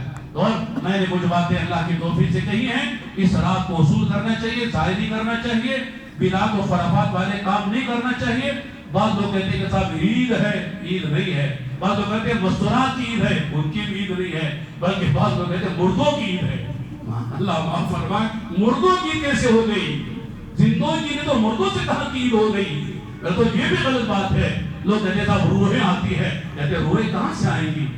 نیک ہے تب بھی نہیں آئیں گی، بری ہے تب بھی نہیں آئیں گی. نیک ہے تو جنت کے مزے لوٹ رہی ہے، جنت کے باغیچوں میں باغ میں مزہ آ رہا ہے انہیں. جنت کا بچھونا بچھایا گیا ہے، جنت کی کھڑکی کھولی گئی ہے، جنت کی ہوائیں چل رہی ہیں، نام کنومت العروس کا مجدہ سنایا گیا ہے. اور تو مسجد وہاں سڑی دنیا میں کیوں آئیں گے؟ سڑے گھروں میں ہماری کیوں آئیں گے؟ وہ جنت کے مزے میں. اور خدا نہ خاطہ برا ہے اور نکما ناکارہ ہے، اللہ کے عذاب میں ہے، تو جہنم کے گڑھے میں مبتلا ہے. فرشتے پٹائی کر رہے ہیں، آگ جلا رہے ہیں، بچھو کاٹ رہے ہیں، تو وہاں سے کیوں آ جائیں گے؟ وہ برے ہیں تب بھی نہیں آئیں گے، اچھے تب بھی نہیں آئیں گے. یہ مسئلہ ہمارا ہے، مردوں کی عید نہیں ہے. لوگ اونٹ ڈالتے ہیں، فاتحہ ڈلاتے ہیں اور ہمارے فلاں کو یہ فلاں چیز پسند تھی، کھاؤ، نام اس کا کھاتے ہم ہیں. بعض لوگ کہتے ہیں ہمارے بڑے کو سگریٹ پسند تھا، بیڑی پسند تھی، تمباکو پسند، گڑامبو پسند تھا، یہ بھی رکھو فاتحہ میں. کیا کیا مصیبتیں ہیں، ایسی چیزیں ہم نے بنا لی ہیں. اس لیے دوستوں نہ مردوں کی عید ہے، نہ زندوں کی عید ہے، نہ عورتوں کی عید ہے، نہ مردوں کی عید ہے. عید تو صرف ہماری دو ہیں. آج کی رات مقدس رات ہے، جاگنا چاہیے. اور جاگنا بھی کیسے؟ ان عبادتوں میں جاگنا جو ہم نے بتائی ہے. پوری رات آپ نہیں جاگ سکے، نہ جاگیے. فجر کی نماز آپ نے عشاء کی نماز جمع سے پڑھ لی ہے اور فجر کی نماز جمع سے پڑھ لیجیے.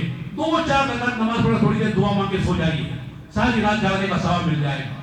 پوری رات جاگ کر کے خواہ مخواہ پریشان ہونے کی ضرورت نہیں ہے. جاگ سکتے اچھی بات ہے، لیکن نہیں جاگ سکتے. اگر آپ نے عشاء کی نماز جمع سے پڑھی ہے، آدھی رات کا ثواب مل گیا. فجر کی نماز جمع سے پڑھ لی، آدھی رات کا ثواب مل گیا. پھر بھی 2 رکعت نماز پڑھ کے 2-4 تھوڑی دیر دعا مانگ لیجیے، اس لیے کہ دعا کی قبولیت کی رات ہے. کہ اللہ اعلان کر رہے ہے کوئی مغفرت کا چاہنے والا اس کی مغفرت کرے، ہے کوئی روزی کا مانگنے والا اپنی ضرورتوں کو اس کی روزی دی جائے، اس کی ضرورتوں کو پورا کیا جائے، ہے کوئی بیمار پریشان حال اس کی پریشانی کو دور کی جائے. اتنا کرنا ہے. باقی یہ 15 دن اور باقی ہے رمضان کے آنے میں. ابھی سے تیاری کیجیے، زیادہ سے زیادہ اپنے کاروبار کو کم کیجیے. اپنی جب آپ جو ہے جاب کرتے ملازمت سے زیادہ چھٹی لے لیجیے. یہ رمضان کا مہینہ اللہ کے گھر میں گزاریے زیادہ. ایک روزہ نہ چھوٹے، ایک تراویح نہ چھوٹے، ایک تہجد نہ چھوٹے. تلاوت کی کثرت ہوتی رہے. آخرت کا بنانے کا اللہ نے موقع دیا ہے. دنیا بنتی رہے گی، جو مقدر میں ہے ملتی رہے گی، لیکن رمضان آ رہے ہیں، رمضان سے آخرت کو بنانا ہے. اللہ سے دعا کریں اللہ تعالی ہم سب کو اس مبارک مہینوں کی، ان راتوں کی قدردانی کی توفیق عطا فرمائے. اللہ کی توفیق ہے جو ہم نے صحیح بات کہی ہے اور آپ نے سنی ہے، اس کو اللہ عمل کی توفیق عطا فرمائے. اگر کوئی بات ہمارے زبان سے نفس و شیطان کی فریب سے کوئی غلط بات نکل گئی ہے، اللہ مجھے بھی معاف فرمائے اور آپ کو بھی اس سے محفوظ فرمائے. وآخر دعوانا الحمد للہ رب العالمین.